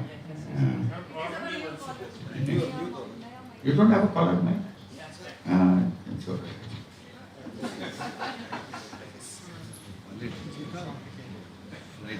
I think you must have done it for TED Talk. Okay, let me start here thank you, Director CSMCRI. It's indeed an honor to speak once more here. I have spoken quite a number of times. I'm sure many of you are tired of my speaking in this auditorium. For the last decade or so, I have been here a number of times and spoken to many of you on many different subjects. So it's one more time. I'm deeply grateful to the CSMCRI for inviting me to deliver this talk. Before I begin, I think ये पारुल की जो हिंदी है ना, इतनी स्पष्ट और शुद्ध है, इसके लिए तो एक ताली बजनी चाहिए। I've never seen इतना शुद्ध और स्पष्ट हिंदी जो आप बोल रहे हैं ना, ये बहुत प्रशंसाशीलक है। और आपने कहाँ सीखा मुझे पता नहीं, बट आप बहुत अच्छी तरह ये हिंदी बोल रहे हैं। Thank you very much. Let me begin. Yeah, now I got something. Yes, I can move on. Thank you. This is far better. Is it on? Yes, I can turn it on. It's put on. Okay. So I thought for a change, for the next, I have only about 30-40 minutes maximum. I thought I will, for a change, talk about something which is more a topic that is engaging my attention in the last 2 or 3 years. I'm an ancient person, so I keep thinking about many things. So this is something that is of interest to me now. So I thought I should share this very interesting topic with some of you. I've been talking about it for the last 1 year in many conferences and seminars. And that's the title of my talk, so you will soon understand what I'm going to be talking about. Okay? All right. Before I begin, I must, of course, wish CSMCRI a happy birthday. I think we are here to celebrate your 72nd birthday. And so it's a happy birthday. And I think many of you know this, but I thought I should speak about it once, so that in case you have forgotten, maybe this is the time to remember. And this is what Pandit Jawaharlal Nehru told us on 10th of April 1954, when this institution, this great institution, was launched. And of course he said that I look upon these as temples of science, but lest people forget, temples are meant only for worship, but temples are beyond worship. He made a statement which I thought is very, very perceptive. I do not wish any worker to come to these laboratories merely with the aim of earning a living. What I wish is that our young men and women who come here should have a zeal for working out problems which would have great consequence. He talked about impact. That would give vitality to these institutes. They should realize that service to science is real service to India. No, even to the world, since science has no frontiers. I think it is an important, very important set of sentences. And I think what Nehru gave us on that day, and I call this all the time, a deep sense of purpose. This word purpose is something that I want all of you to know. A deep sense of purpose. And the deep sense of purpose is what has been guiding this institution for the last 72 years. And I hope that this deep sense of purpose will guide you for the next, whatever time that this institution will exist. And I think that purpose, that when we come in every morning here, and we spend our day and evenings here and go back home, we're actually rendering a service to this country. And if that concept of service is ingrained into our psyche, and not something else, I have to publish a paper, I have to get a promotion. Those are important. But more important is the purpose of life, the purpose that we are here to serve the cause of science and the cause of the nation. And I think that is a message that was given to us 72 years ago. That message is still relevant today. And I think this message will stay relevant for all time to come. So keep remembering this message, because this is what gives us purpose in life. And without purpose in life, there is no direction in life. I keep on saying this. There is no direction in life without a purpose in life. Okay, so that's only my remark on this Foundation Day, but it's a great occasion. It's a great institution.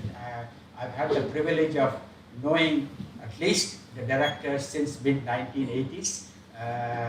It's been, I've been traveling here, coming here since about 1985, when many of you may not have been born. And I've seen the transformation, I've seen the evolution, I've seen the great work that this institution has done.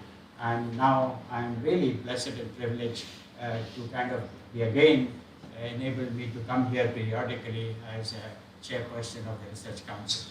Well, having said that, I just want to quickly go into the topic. I don't have, as I said, much time. I don't want to talk about porous materials to this audience. This audience understands porous materials very well. You deal with one of the finest class of porous materials in this institution, and I think you're all experts in porous materials. But this is a general slide meant for people who do not understand porous material, and porous materials are there all over the place in this world in which we live, right from our own human body. You know, I think your lungs, the alveoli of the lungs are one of the finest porous membranes. It's actually a semi-permeable membrane which allows oxygen to go in but does not allow carbon dioxide, and that's how your blood gets oxygenated. And then you have something on the other side that you use in your bathroom every day, you know, to mop the water. And that's also a porous material, you know. You use it in your bathroom, you know, every day. A very ordinary porous material. On the other side, I've given you one of the most exquisite porous material that nature has designed in our lungs, which allows us to live. And this, between them, there are so many of them that we continue to use. I don't want to talk about this. Porosity is defined both by type and function today. And there are lots of literature I cite here. Those of you who want to read can read. Maybe many of you know about them. And there are everything up in the porosity is a framework structure, and I think this is what you all work on, where you are really connected to composition, topology, and functionality. These three are the ones that determine what is it that the porous material are going to be using it for. So you have a composition of that material, you have a topology, and of course you have a functionality. Well, there are lots of applications. I don't have to talk about it. Many of you know this. Plenty of application for porous materials is one of the most complex areas of technology, but it's also one of the most utilized areas of chemical technology. Well, I don't want to talk about this again. You all know this. Some of these slides were made for people who did not know much about porous materials. You can see I put the application that you are the experts here, the reverse osmosis membrane, the nanofiltration membrane, the gas separation materials.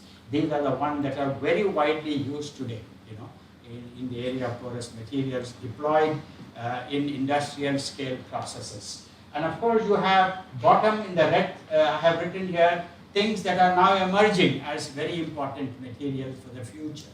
And these are proton transport membranes, selective hydroxyl ion transport membrane, lithium ion transport membrane, selective solvents, and these are the ones that are now becoming more and more important. They are not still in the scale in which you have the first few of them, but they are all reaching, will hopefully reach that scale in the next 2 decades, you know. And I think that's where the technology is evolving. There's a whole lot of techniques in porous materials area. I don't want again get into the detail. The reason I have put those things in the red is that those are the techniques that I and my collaborators and my students have been using in the lab for the last 20 years. I've been involved in the area of porous materials since about 2000, and I will briefly mention the historical perspective. And the last 20 years or so, we have been using a variety of those techniques which are mentioned in the red. Some of them you are familiar with, maybe some of them you are not.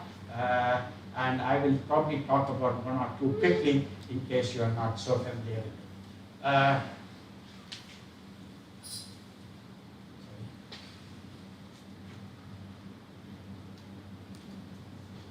Okay, I'm going to start with one topic that I started looking at in 2000. You know, this is only 3 slides I'm talking about it. It's a work that lasted 10 years, okay, but I'm just going to show in 3 slides. This is a story that began around 2000 and when I was in the National Chemical Laboratory, and we started looking at a technique which is a very simple, scalable technique for polymerization for making porous materials. And we said, can we use this for making something for some application? And this technique is called high internal phase emulsion polymerization. Emulsion polymerization is one of the most versatile technique. It's scaled. Millions of tons of polymers are made by emulsion polymerization. The engineering and technology is well understood. And therefore, I always pick up some of the topics where the scaling up will not become a handicap when we do science. And so I picked up this topic around 2000 at NCL. And I don't know how many of you are familiar with HYPE. HYPE is a very powerful but very simple technique.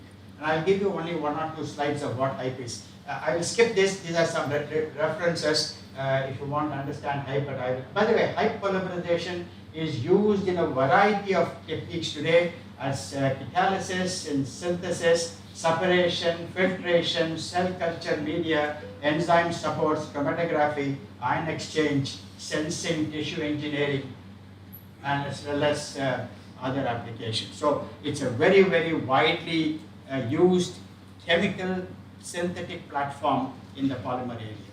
Well, what is HYPE? It's very simple. A simple emulsion polymerization normally has a continuous medium in which you disperse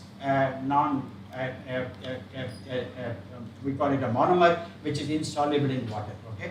And these are in the form of small droplets. Typically, in a conventional emulsion polymerization, the amount of discrete phase in a continuous matrix is roughly about 30 to 40%. You can't do more than that. So about 30 to 40% of discrete phase in a continuous medium like water, we call, is an emulsion, and that is typically the content of the polymer or the monomer is about 30 to 40%. A typical paint that you use is made by emulsion polymerization. It has about 35% solids content, the paint that you apply on your wall. Now, that's conventional emulsion. You make synthetic rubber, you make SBR, you make nitrile rubber, you make a variety of other materials by emulsion polymerization. Now, if you can increase the concentration of the discrete phase, discrete particles are the monomer particles, and you start packing them densely in a continuous phase, okay? Now we assume that all these discrete particles are spherical, because that's what a true emulsion is. It has to be spherical, okay? It's a micelle, it has to be spherical. And if these micelles can be densely packed, theory tells us that you should be able to pack 74% of the spheres in a continuous phase. This is what is called a very old law, which is called the Kepler's law, defined in 1611 by Johannes Kepler, who said that 75% of a balls, spherical balls, can be packed, because these can be packed in either a hexagonal closed packing, HCP, or in a cubic closed packing, CCP. And that's what we understand today, but Kepler decided that this is a packing density, and the packing density was, he defined it as a ratio of pi by 3 into root of 2. And that's how he defined the packing density, Kepler. By the way, the Kepler's was a conjecture, and the Kepler's conjecture was proved mathematically only in 1974. Okay? It took that many years to prove it mathematically. Okay? Kepler just defined it as a conjecture. And of course, he gave a little bit of a formalism for it, but mathematicians took the last confirmed proof of Kepler's conjecture. In mathematics, as you know, there are conjectures which and mathematicians keep working on proving, and Kepler's conjecture was proven in 1974 and absolutely true. Okay, so we can now use it. 74.048% is the maximum you can pack a spherical micelle in a continuous phase. You cannot pack more than that. That's the theoretical limit. So let's assume that you can pack 74%. Okay, and this you polymerize now. You get hard spheres, right? When you polymerize them, you can take a monomer, droplets, you put initiator, you polymerize, you get a hard sphere, and they are densely packed. Now I strip this continuous phase from this, okay? And now I get exactly that packing that I show here on the C, and that's a hype structure, okay? That's exactly the hype structure you get.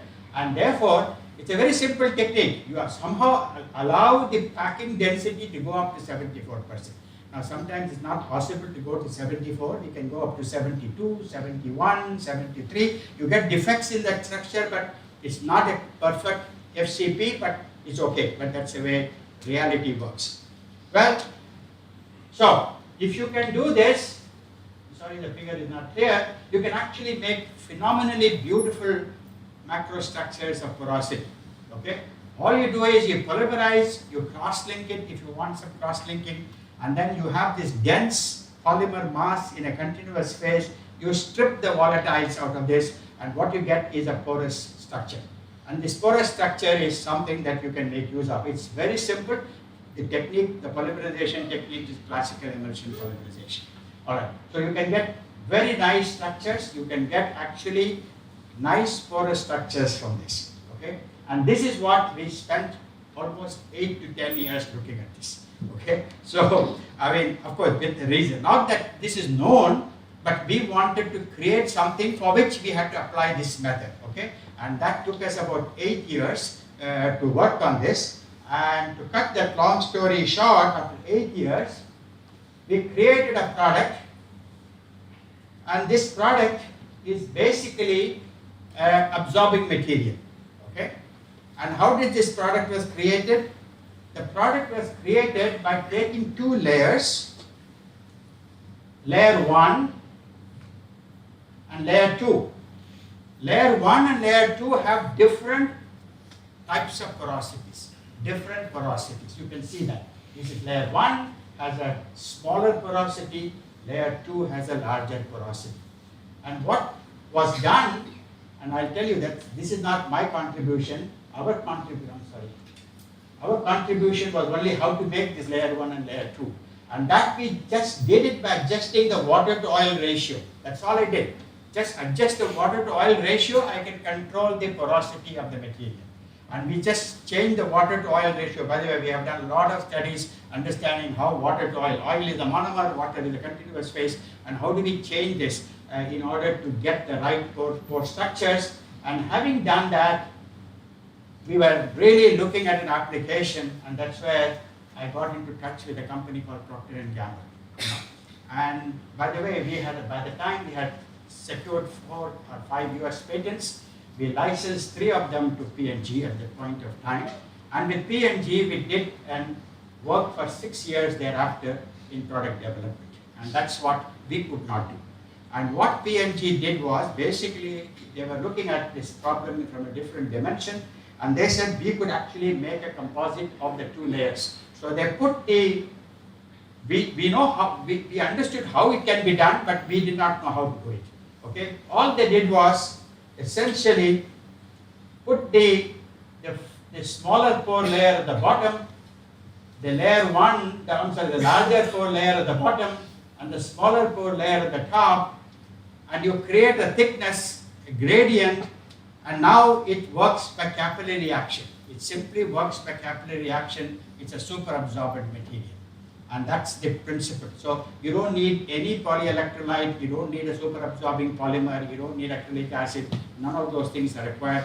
These are inert material, these are acrylic esters, of course, their polymers are based on acrylic esters, but you can create that, and what you can get out of that is essentially a material which can now absorb any kind of body fluids. And if those of you want to see this material, is here. Okay, if you want to see this, material is here, and this is the material, okay, inside. This is a hierarchically 2 layers of polymers made by Hype. Okay, and this is the material which is available in the market. This is sold by Procter & Gamble under the trade name Always Infinity. Okay, it's a little expensive than classical sanitary hygiene products, but it is far more effective in terms of water absorption, including blood. And this is and it took us 6 years from the concept that we had in the patent. It took us 6 years, to drive the product, in manufacturing. This manufacturing plant is located in Canada at Belleville in Ontario, and this is where this product is made, and it is sold by Procter & Gamble. As a product. So this is a simple example of a porous material made by a very simple technique, very, very simple technique that can be converted. And this purely works by capillary action. And I will come back to this capillary action at the end of my lecture a little bit.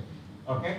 All right, I will skip this. Later, around 2010, I shifted my interest to porous material as a porous membranes for battery applications, for battery separator application. Now many of you may not know or know that every one of your batteries that you see in your mobile phone or in your computer, you have a battery like this, right, in aluminum casing. This battery has an anode and a cathode separated by a polymeric membrane. And this is the insulator. So you see here, this is the anode, okay, and you go here, this is the cathode. And this is how a battery is assembled. So what you have is, this is a anode, it's got a lead from which you can draw the current. And this is a battery, and this is a membrane. And what is this membrane made of? Polyethylene. Simple polyethylene. Okay? This membrane is made of polyethylene. Now, I'm sure you have looked at polyethylene. Polyethylene should be transparent, right? It is amorphous, it should be transparent. If I ask a student, this is polyethylene, this is transparent. Why is it not transparent? It's because it's got pores. So you have created porosity in polyethylene. And that is how you have made this membrane, and this membrane selectively transports lithium ion. Okay? And this is the basis of all your batteries today. And this is where polyethylene, and these are porous polyethylenes now, or porous high density polyethylene, or porous high molecular weight high density polyethylene. Now, this is a battery. So we started looking at this, but we didn't look at polyethylene. We looked at other materials, and I will skip this thing. This is the structure of a battery. You see here that in a battery, you have an insulator layer. If you don't have an insulator layer, the anode and the cathode will short. So you need an insulator layer. And the insulator layer is a synthetic polymer, because synthetic polymers are electrochemically insulated. Well, you can generate a film, and what we did was we raised a lot of questions at that point of time. And this work has lasted about 7 years now. Okay? And we have answered some of these questions. Some of these questions are still not answered. Some of them we have published in different medium in the last few years. And we have looked at what are the polymers that we can use. How do we make these polymers with microporosities? How do you process them? What's the nature of lithium ion solvation in electrolyte solution on these polymers? And what is the migration or transport mechanisms? And these are the kind of studies that we have conducted. And I will skip this. I don't have the time to discuss. Maybe I have talked about this earlier in this audience, but I'll skip this. And we looked at one class of material which we call polybenzimidazoles. And I think this is something that maybe I have talked about this in the same auditorium. Well, we have published this paper, but I just want to show this patent. I'm sorry you can't read it very well. This patent was issued actually on January 7th, 2025. Okay. Now, this is a separate talk. It took me 8 years to get this patent through the US Patent Office. This patent was filed in 2008, 2007. And it took us 8 years to fight with the patent office to say that this invention is worthy of a US patent. And I don't know how many hours in my life I've spent in writing rebuttals, in arguments, why this patent should be allowed, and how many hours the patent examiner has written argument why this patent should be disallowed. Now, what I'm trying to say is, to get a patent through is not easy, and you must understand this. It's not easy, and it took us 7 years to get this patent, and I can probably, give a lesson on why it takes such time when you want to file a patent and fight it out with the US Patent Office, And I think you have to continuously fight with them, fight like a referees, you argue, but in referee you do it for 3 months, 4 months, 6 months, but here you do it for years, That's only a difference. Okay, all right, I'll skip this now. This part of the work I've talked about, a lot of people have collaborated, students and postdocs and scientists. You can see here, many of my NMR work, actually I got it done in CLRI, and I with Dr. Fani Kumar. In fact, we have papers together with Fani Kumar on this. Suman, who is now currently with Bose Institute, with whom I did a lot of molecular dynamic simulations, and Kati Sudarshan from BARC, with whom I did a lot of positron annihilation spectroscopy, which is one of the very powerful tools for understanding pore structures in the nanometer scale. So they have probably the only source, they have the only source of positronium in BARC, and therefore if you want to do a positronium annihilation spectroscopy, you have to work with BARC. It's a very powerful tool for understanding nanopores in polymers. Okay, well, I now come to my other thing. I probably have 15 minutes, to do this. Okay, this is something that I got interested in 2019, or 2000, just before the COVID, and just before the COVID, I was in Calcutta, and I was asked to see a non-governmental organization in Calcutta, which is trying to promote the crafts of Bengal. Okay? And there were people who are promoting the art and craft of Bengal. I don't know why somebody said I should go and see them, but that was a very fortuitous meeting, And I always say that in life, some of the best things that occur to you is something that you don't expect it, And that's the beauty of life, So I said, okay, there's a lady there. So somebody introduced me to the lady, and the lady said, you must come and see my workshop. I have a craftsman doing things. You must come and see my workshop. So I went there, and she had some problems with her products. And she said, maybe you're a scientist, you can help me solve those problems. So I went there, and that whole workshop was dealing with a material which is called the shola. And I think all Bengalis here will know what it is. Okay? So every Bengali knows what it is. I'm sure you have used it on the day of your wedding, and you've probably seen it in all the Durga Puja. So, and I did not know about this material at all. I knew that these are decorative pieces that widely used in the eastern part of India, but I didn't ever bother to understand what this material is. So when this lady took me to her workshop, I found that they were all doing products out of this material, crafts, art and craft out of this material. And for the first time, I saw this plant. Okay? I don't know how many of you have seen this plant, Bengalis, from Bengal. You have seen them? Seen this? See? So, I saw this plant. Okay? I don't know how many of you have seen this plant. Okay? And look, and touch the right part. Press it with your hand. Press it with your hand. This is your true meaning of this. Okay, you are sure. Okay. And I got fascinated by this material. I said, what is this material? I wanted to know. Okay? And I said, how come we don't know? So I went to literature. I did all the, thing. I couldn't find not even one reference that tells me what this is all about. Okay? All right? So I picked up these products. And then I took it to CSIR Calcutta, and I showed it to some of my friends. I said, you guys are in Calcutta. I said, if you have, worked your salt, you must understand what this product is all about. Because you are right here. It grows all around them. In fact, I went to Murshidabad, I went to Sundarbans, where this is grown wild. I went and saw it in Murshidabad, I went and saw it in Sundarbans. And I was fascinated by this plant. I wanted to know what this material is all about. Okay?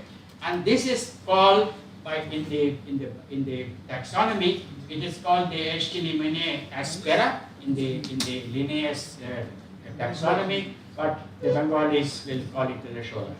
That's what they call it. And it's actually also called in English the Indian cork. Okay? It's not a cork, but somehow they call it an Indian cork, but it's very different from a cork, okay? In terms of the composition.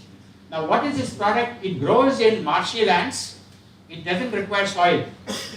Okay, it grows in water. It's actually a hydroponics. You can actually grow it in water. So it just grows in marshy lands. It has roots but no soil. And it simply grows like a, you can see here the green things. It grows like a bamboo. And then it's wild.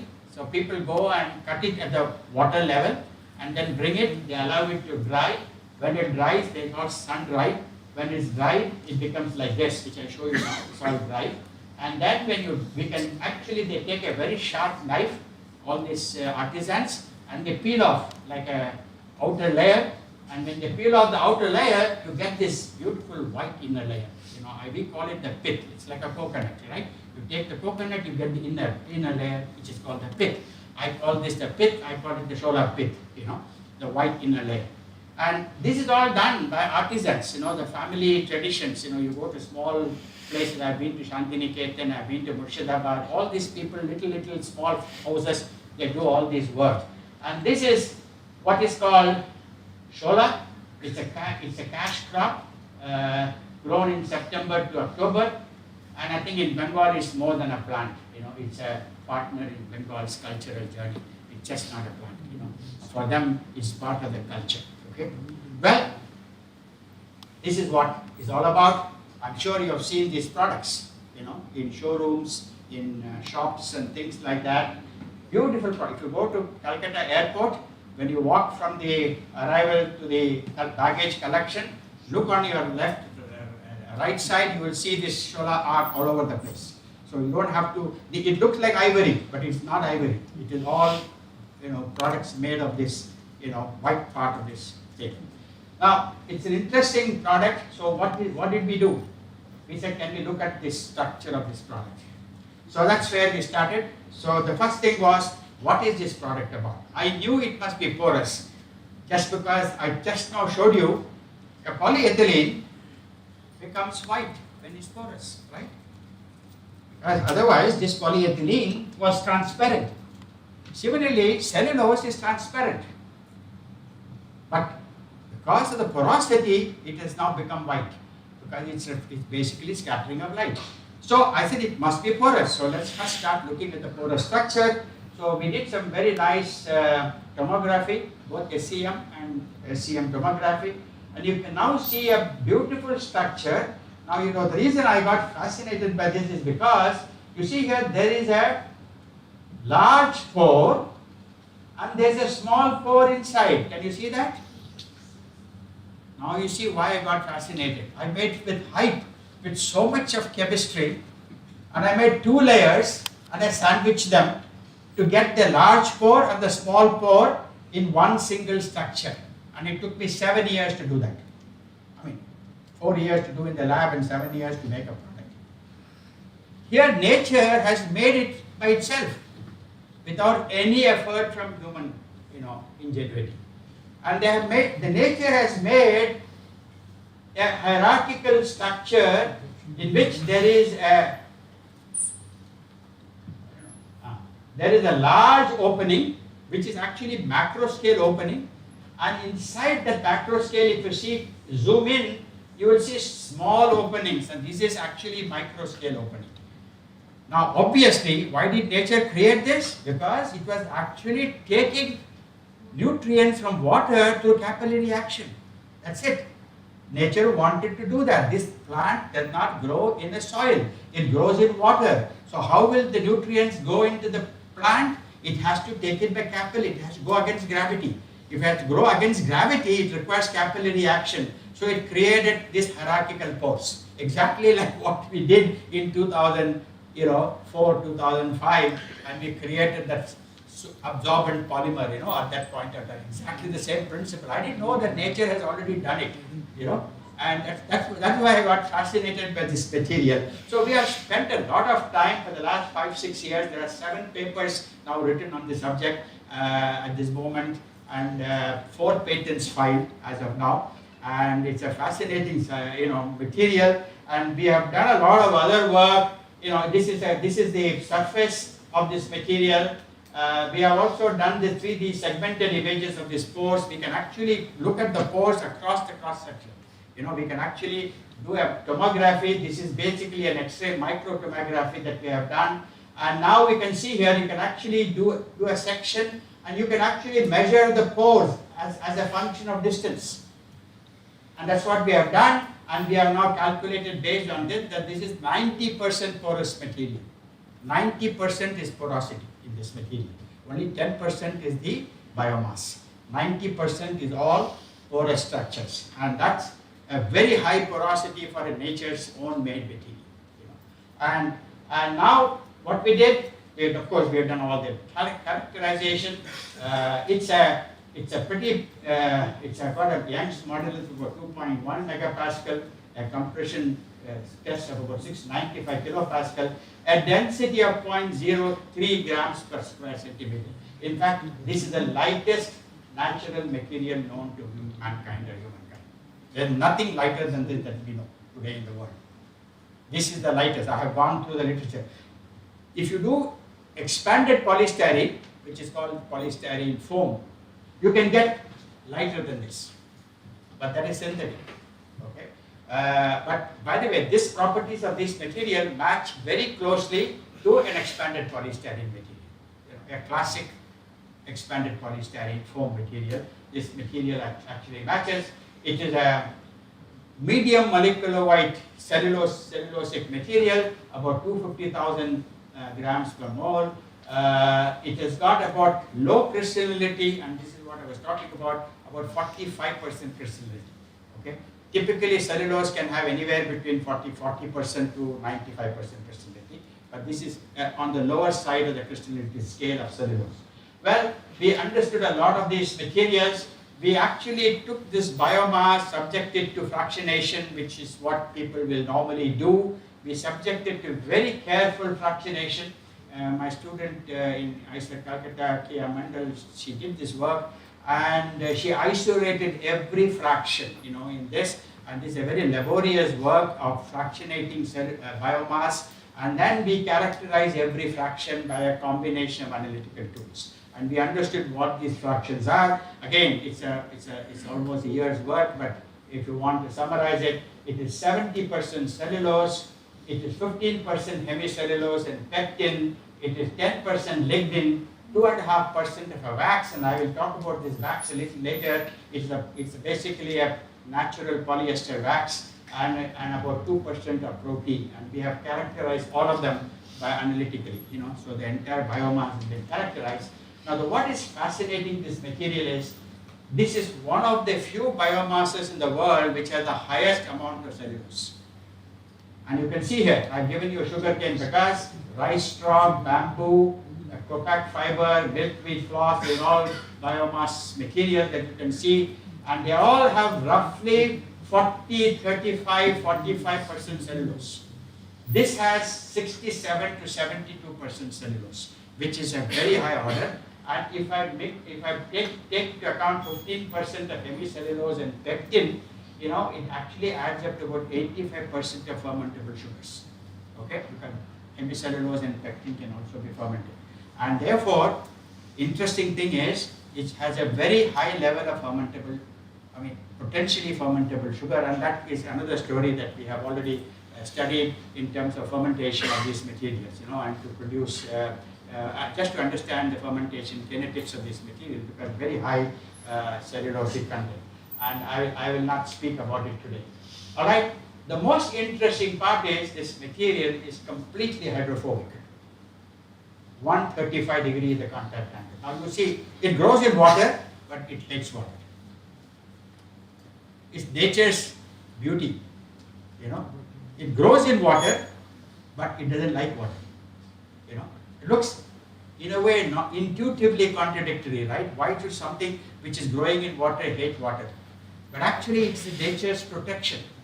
Nature wanted to grow in water, but water is full of microorganisms. And therefore, a plant has to survive the microbial attack. So it created a coating on itself which is hydrophobic. Otherwise, if it's simple cellulose, the microbial attack will eat away. So the plant won't survive. So this is evolutionary process by which it learned this survival technique. And therefore, what is the 2.5% wax is the key to the hydrophobicity. Okay? And that wax is a basic, in fact, we have done that, it's the polyester wax. We have used an enzyme to degrade that wax, and then it becomes hydrophilic. Okay? So we can use an enzyme by which we remove the wax, it's a cutinase enzyme, and then the wax is gone, and now the polymer is exposed in terms of cellulosics, and it is completely hydrophilic. So this is a very fascinating thing. So we said this is a hydrophobic material, but what is interesting is it's oleophilic. It likes oil. Okay? So, if you see here a picture, this is water droplets, and this is oil. You put diesel or petroleum or crude, it spreads on the surface. So it likes oil, it hates water. Okay? And this is the biomass. So what we did was, she said, how can we exploit this? So we looked at this, and this is one slide to completely show this. And you can see here, this is a very nice experiment. We put all kinds of solvent, DCM, hexane, oil, petrol, diesel. All of them climb by capillary action. Water does not climb. Okay? Relatively. Okay, water will climb, but given the time. So that's the, I don't know whether I have a kinetic, we have done the kinetics, and it basically shows that it can soak up oil. So if I take an oil and water emulsion, and I put this material, the emulsion will break, the oil will get soaked, and the water will be left behind, and that's the beauty of this material, and that is the oil sorption capacity. Now there are lots of material I have shown here, walnut shell, cotton grass, kapok, we use this as controls, and we show that Shola has 40 to 60 grams per gram. 1 gram of this material can soak up to 40 to 60 grams of oil. Okay? Alright? 60 grams of oil. And it's also, it not only works with the physical mixture, it also works with the stabilized emulsion. So it also can break an emulsion. So if you have a difficult emulsion, I can use it to break it in order to separate the oil and water. So one of my interesting students, he made this into this form. You know, it's like a tea bag, right? Alright? So this inside is the Shola. So he put outside a non-woven polypropylene, like we make tea bag, and this is stitched. Okay? Now what he shows is, you know, you have, you know, you make pakodas, right? You get oil. So not normally what people do, they put on paper to soak the oil. So he says you put it on this. The pakoda becomes immediately, you know, all the oil is soaked, and the pakoda is free of oil. Okay. Similarly, you can take this. You know, sometimes oil gets contaminated with water, and once oil gets contaminated with water, the oil actually starts jumping. You know that in kitchen you have a problem. Sometimes droplets of oil and the oil will start jumping. So if you have oil contaminated with little water, you just soak it there. You know, okay, and all the, you know, you can separate the water from the oil. Okay, so these are all fun, you know, for the sake of fun.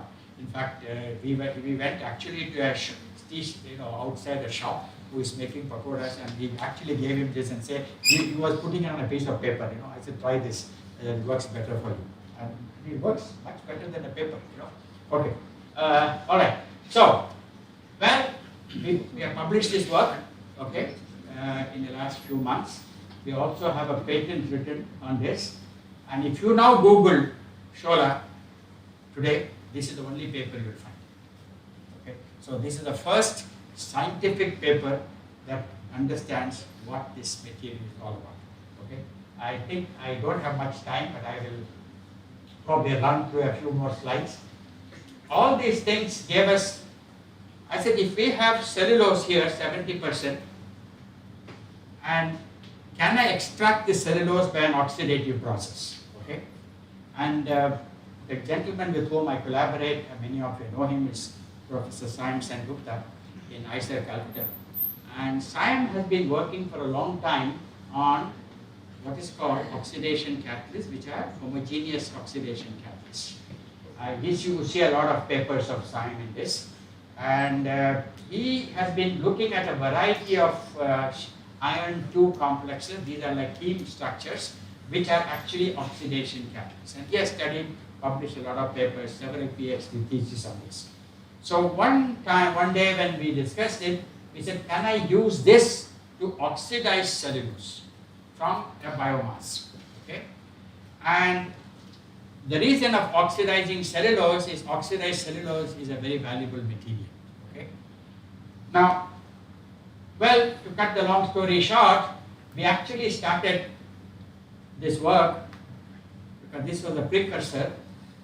We devised a mechanochemical reaction. No solvent, no water, all dry, and we grind it in a mill. Okay, and we create the reaction. So here, this was a model experiment at the time. This was done a few years ago, where we actually took this catalyst, we put some bleach, as a source of oxygen, active oxygen, and that's the bleach, sodium perborate, which is used in your washing machine. You use it for bleaching your whites, and that's called sodium percarbonate. Either you can use sodium carbonate 1.5 H2O2 or sodium perborate, and we put a substrate, we grind it, we simply grind it, and the chemistry is done. No solvent, nothing. Okay, and this we applied initially to synthetic structures. Okay, not cellulose, synthetic structures, and this has been now published. You can read this paper. It's been published in this journal a few 6 months ago. Okay, the question was, Question was, if I take cellulose now, and I know cellulose has oxidizable groups. So what can I do? If I do the same chemistry, what will happen to a biomass, cellulose in a biomass? So, that's the problem. You take a cellulose, it's a mixture of lignin, hemicellulose and cellulose. I put in some catalyst, I grind it. Exactly the same way I did with the model compound. And then what will happen? That's a question that the student who worked with me on this, along with Sam, Devashmita, we said, ask this and find an answer to this question. Well, we know that cellulose can be oxidized, okay? There are multiple sites of oxidation in cellulose. One is the anomeric 6-carbon methylol group, which is normally converted to CO2H, and that happens with a sodium hypochlorite with a tempo as an oxidant. This is a classical reaction in cellulose chemistry. The other one is where you open up the glycosidic bond, and this happens, as you know, in organic chemistry with sodium periodate. A sodium periodate opens the glycosidic bond in the sugar, and you can open up the glycosidic bond to make these kinds of carboxylated derivatives. Well, these are the structures where you can do that. So what we did was, in order to understand this, and I'll cut this long story short, we actually took individual components. We took lignin, we took hemicellulose, we took cellulose model compounds, and said what happens, so that we understood the chemistry very well. And the chemistry has now been delineated. This is all grinding chemistry. You take lignin, you put in the catalyst, you put in the bleach powder, you grind it either in a ball mill or in a pestle and mortar. You can do it in a physical grinding, or in a dosa mixture, dosa grinder also we can do. Okay, so any grinder we can do, and what you get is a product, and then that product we have analyzed, and we show that with lignin, predominantly you get a kind of a vanillic acid derivative by oxidation, and this is isolated and analyzed. It is water soluble. Okay, so you take lignin, which is water insoluble, you do this chemistry, everything goes in water. Okay, and the lignin disappears, and you get fragments of lignin oxidation, which we have characterized. We have also done with small sugar as a model compounds, and now we see that this has a unique glycosidic oxidation mechanism. It is not like sodium periodate. Okay, and we have differentiated the mechanism of sodium periodate, which is a classical chemistry in cellulose chemistry, and this chemistry generates a different kind of a structure, and this is what we have found by, again, model compounds. And then you can see here that it selectively breaks only that one single glycosidic bond.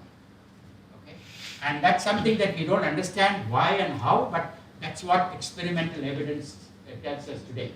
Well, what we did, we took the entire biomass. Now, okay, we take the entire biomass, that is basically the white pith, all right. I subject it to an oxidation using a catalyst by a grinding mechanism, and what we get is a carboxylated cellulose, which is actually a nanospherical size of about 100 nanometers. And this is completely dispersed in water. You can see here, this is water containing 10 milligrams per milliliter of cellulose. And this is clear dispersion in water. Therefore, I have converted cellulose into a water dispersible cellulose. Okay, and this is a fascinating chemistry, and this is done in one step. No degradation of lignin, no acids, no sulfuric acid, no hydrochloric acid, no other cellulase enzymes, nothing. Not the way you handle classical biomass. Well, this is just to show you that this is a. This is just to show you that the zeta potential is negative, which is what we expect because it's a sodium salt now, and it's a particle size of about 100 nanometers, and we can characterize this by a variety of methods. It's all been done, and you can determine the number of carboxyl equivalent by titration. You can do the crystallinity. The crystallinity actually has enhanced after the cellulose has been extracted from the biomass. So it is typically when you oxidize cellulose, you get microfibrils, but now here you get nanospheres, a spherical particle. And that's what we have shown. You can see here, these are spherical particles of cellulose is what you get, all right? And now, therefore, we did this as a proof of concept.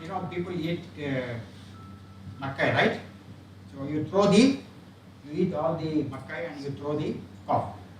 So we went and picked up the cob from the outside Calcutta. And we brought the cob as such.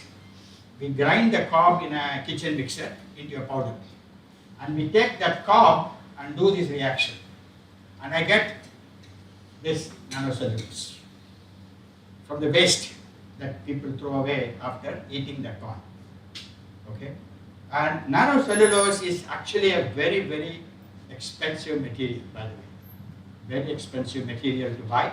It's got tremendous amount of lots of application for nanocellulose. And so you can see here, we have done this entire thing. It is solvent free, no liquids, only mechanical grinding, an oxidant, a pro-oxidant, a catalyst, a pro-oxidant, and the biomass. That's it. Okay, and it's a very neat reaction. Now, of course, I'll skip this. I don't have time to talk about more. What it does, you take a cloth, put some stain. In Bengal, they put mustard oil. Okay, everybody's this is full of mustard oil. Okay, or you put coffee stain. Now, you take that material and now rinse it. Just put some water, that emulsion I talked about, right? That emulsion, that clears suspension of cellulose in water. And you take this cloth and rinse it. Okay? The cellulose picks up this dirt. Alright? And with wash, it will take it away. It acts as a detergent. And there is no surfactant here. Okay? It's just a cellulosic derivative. Now, so here, turmeric paste. See that? So what they show here is we put turmeric and then we rinse it with cellulose and the turmeric is gone. And this compared with reference which is Surf Excel. Okay, that reference detergent is Surf Excel. So we use Surf Excel as a control to see how well it compares to Surf Excel. And you see it works better than Surf Excel. Okay. The next one is oil stain, which is mustard oil, and the other one is coffee stain. Okay, so we pour coffee on somebody's dress and we clean it. Okay, so it works beautifully as a detergent. Now again, why? We can come back to that later. Okay, all right. You see here, this is what if you just if you take ketchup, turmeric, oil, coffee, you compare it with just water wash using cellulosic nanosphere and detergent, and it works as good as the detergent in most cases, and it doesn't require, it does not have the chemical consequence of a detergent going in wastewater. Okay, so what is going in the wastewater is only cellulose in this case. All right. So, well, this is also now covered in a form of patent, and you will see in this month or next month you will see ACS catalysis, this whole paper being discussed. The whole concept of single-step solvent-free mechanochemical oxidation of biomass to cellulose in one step. Okay, so no other separation is involved here, and all the only water wash is done after the oxidation. Well, a lot of applications are under study at this point of time. Because it's not the limiting. There is what is called Pickering emulsion. I don't know how many of you have heard of Pickering emulsions. There are lots of work which is being gone on. Pickering emulsion is where spherical nanoparticles, or especially inorganic nanoparticle, can actually stabilize an emulsion. You don't need a surfactant. You don't need a hydrophilic, lyophilic balanced surfactant. You can actually use it using silica nanospheres have been used as Pickering emulsion stabilizers. So can we use a cellulosic nanosphere as a Pickering emulsion stabilizer is something that we are looking at. We are looking at as a coatings on paper, since I can make a dispersion in water. Can I coat cellulose on paper?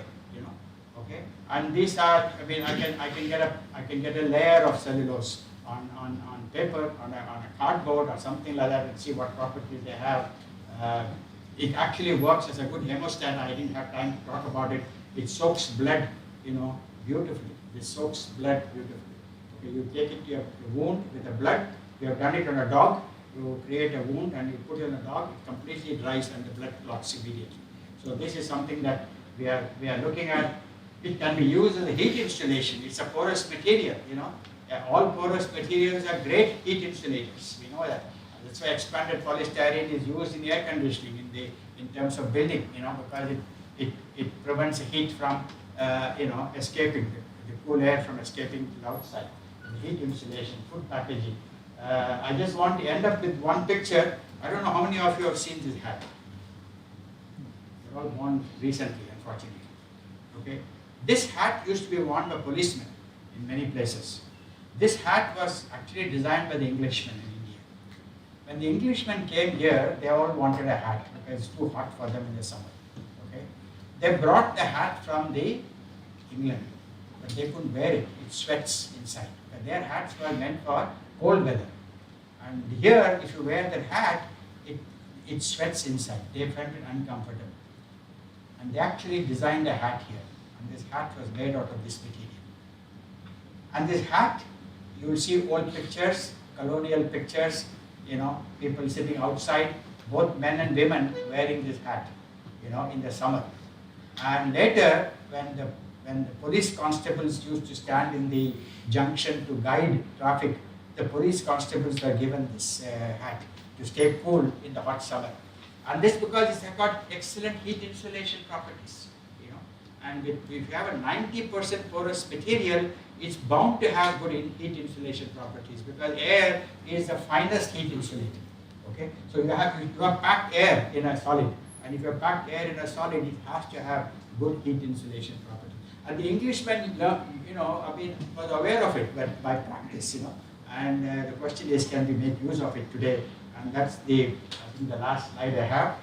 This has been a fascinating journey for the last 4 or 5 years for me. We have unraveled a lot of interesting chemistry, structure, properties of Shola.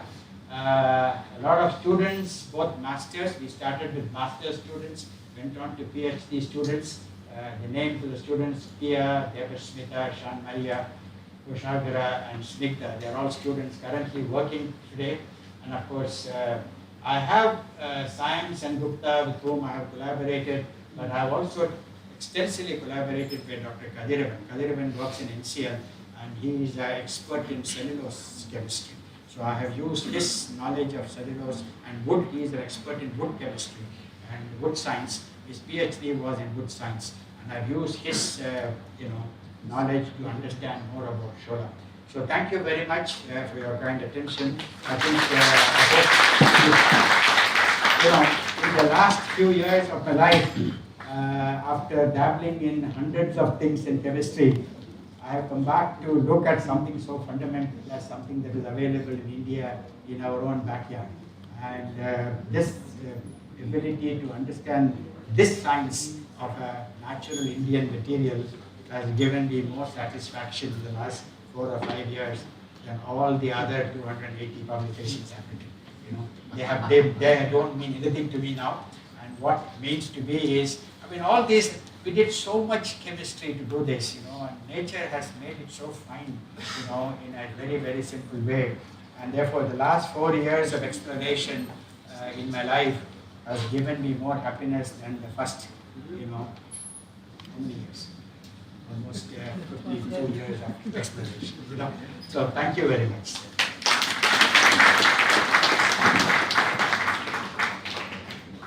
Professor Shivram, porous materials, particularly high, porous polymer, porous biomass, Shola, विषय पर इतने रोचक तरीके से हम सबको जानकारी देने और अपना ज्ञान साझा करने के लिए आपका धन्यवाद. मैं निदेशक महोदय से अनुरोध करूंगी कि वे डॉक्टर शिवराम को एक पुस्तक स्मृति चिन्ह के रूप में प्रदान करें।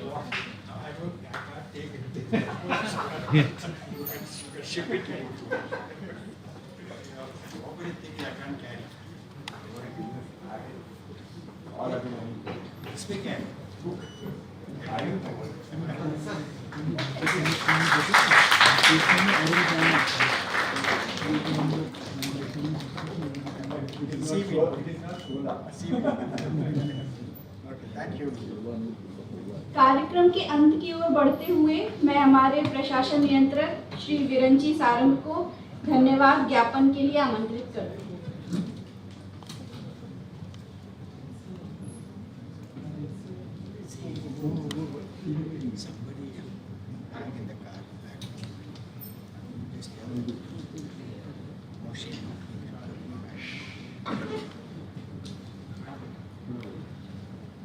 आदरणीय निदेशक महोदय, हमारे अति विशिष्ट अतिथि प्रोफेसर एस शिवराम, हमारे आरसी के चेयरमैन और हमारे CSIR-CSMCRI परिवार के एक सदस्य, एक गाइड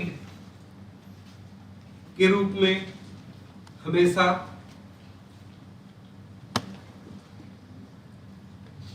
लंच के बाद का सेशन जैसा सब जानते हैं थोड़ा सा हेक्टिक होता है, और खास करके जब खाना थोड़ा सा अच्छा मिल जाए उसके बाद और होता है। उसके बाद उस माहौल में सर ने जिस तरह से भारतीय चीजों से केमिस्ट्री को समझाया है और उनकी उपयोगिता बताई है, मुझे तो लगता है कि यह जितने भी लोग उपस्थित हैं, खास करके जितने भी शोध छात्र और छात्राएं उपस्थित हैं, उनके लिए एक ये नया विजन खोल रहा होगा कि हम लोग डे टू डे चीजों को कि भुट्टा खा के फेंकते हैं और उससे हम लोग कैसे पार्टिकल्स निकाल सकते हैं, वो हर एक चीज में साइंस देखने की आदत, क्षमता का विकास कर सकता है। और मुझे लगता है कि हमारे संस्थान के जन्मदिन पे इससे अच्छा गिफ्ट कुछ नहीं हो सकता है।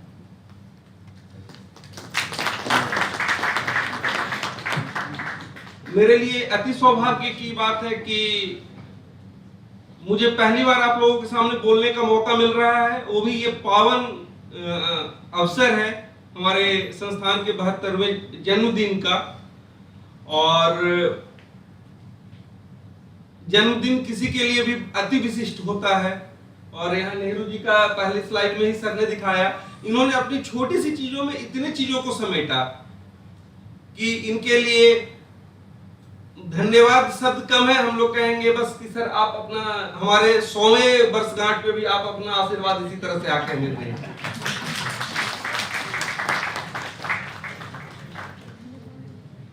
हमारे आदरणीय निदेशक डॉक्टर कन्नन सर, इनका बहुत बहुत धन्यवाद। हर एक शब्द में प्रेरणा और हर एक बूंद से किस व्यक्ति से कैसे कब कहां कितनी चीजों को लिया जा सकता है, इनसे बेहतर मैंने किसी को करते नहीं देखा है। He is a very good leader, और जितनी भी चीजें हम लोगों ने की हैं अभी तक और आगे करते रहेंगे इनके मार्ग निर्देशन में आगे भी। इन्हीं के आइसोमर समरूप डॉक्टर गांगुली सर, काम करने का तरीका अलग है, थोड़ा सा नेचर अलग है, प्रॉपर्टी अलग है, मगर तरीका बिल्कुल वही है। हर एक व्यक्ति को एक साथ इतने कम समय में, जैसा कि सर ने कहा था, मैम ने भी कहा था कि अंतिम समय तक कौन आएगा कौन नहीं आएगा, अल्टरनेट लीडरशिप क्या रहेगी, इन सबों को एक साथ समेटते हुए इन्होंने अपनी टीम को जिस तरह से प्रेरित किया, सर सचमुच आप दिल से धन्यवाद के योग्य हैं और हम लोग आपका धन्यवाद देते हैं।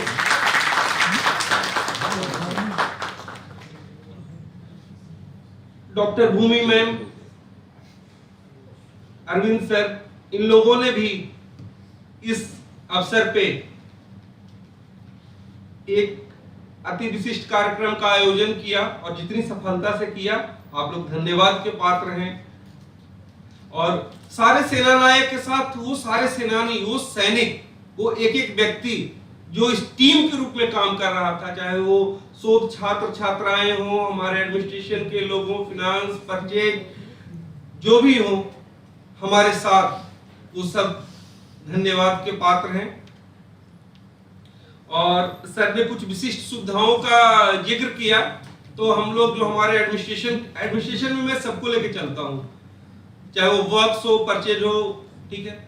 हम लोग ये साइंस, प्रॉपर साइंस तो नहीं कर सकते हैं, मगर हम लोग एक कैटलिस्ट के रूप में वर्क कर सकते हैं कि हम लोग उस रिएक्शन में पार्टिसिपेट तो नहीं करेंगे, मगर उसमें मौजूद रह के कम से कम उस रिएक्शन की गति को इतना स्मूथ कर दे, इतना बढ़ा दे, उस एटमॉस्फेयर को इतना बढ़िया बना दे कि वो रिएक्शन बड़े प्रभावी तरीके से पूर्ण हो।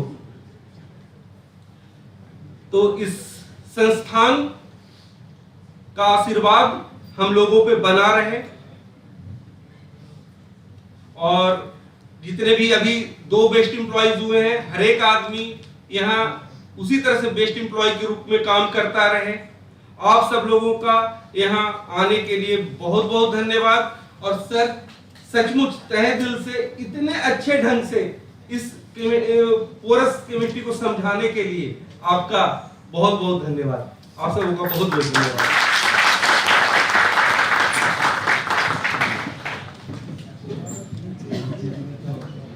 धन्यवाद सर। आज के कार्यक्रम से जुड़ने के लिए आप सभी को धन्यवाद। सभी के लिए जलपान की व्यवस्था की गई है और साथ ही साथ संस्थान की तकनीकी से निर्मित नमक का पैकेट भी सभी को उपलब्ध कराया जाएगा। आप सबका दिन शुभ हो। जय हिंद, जय भारत।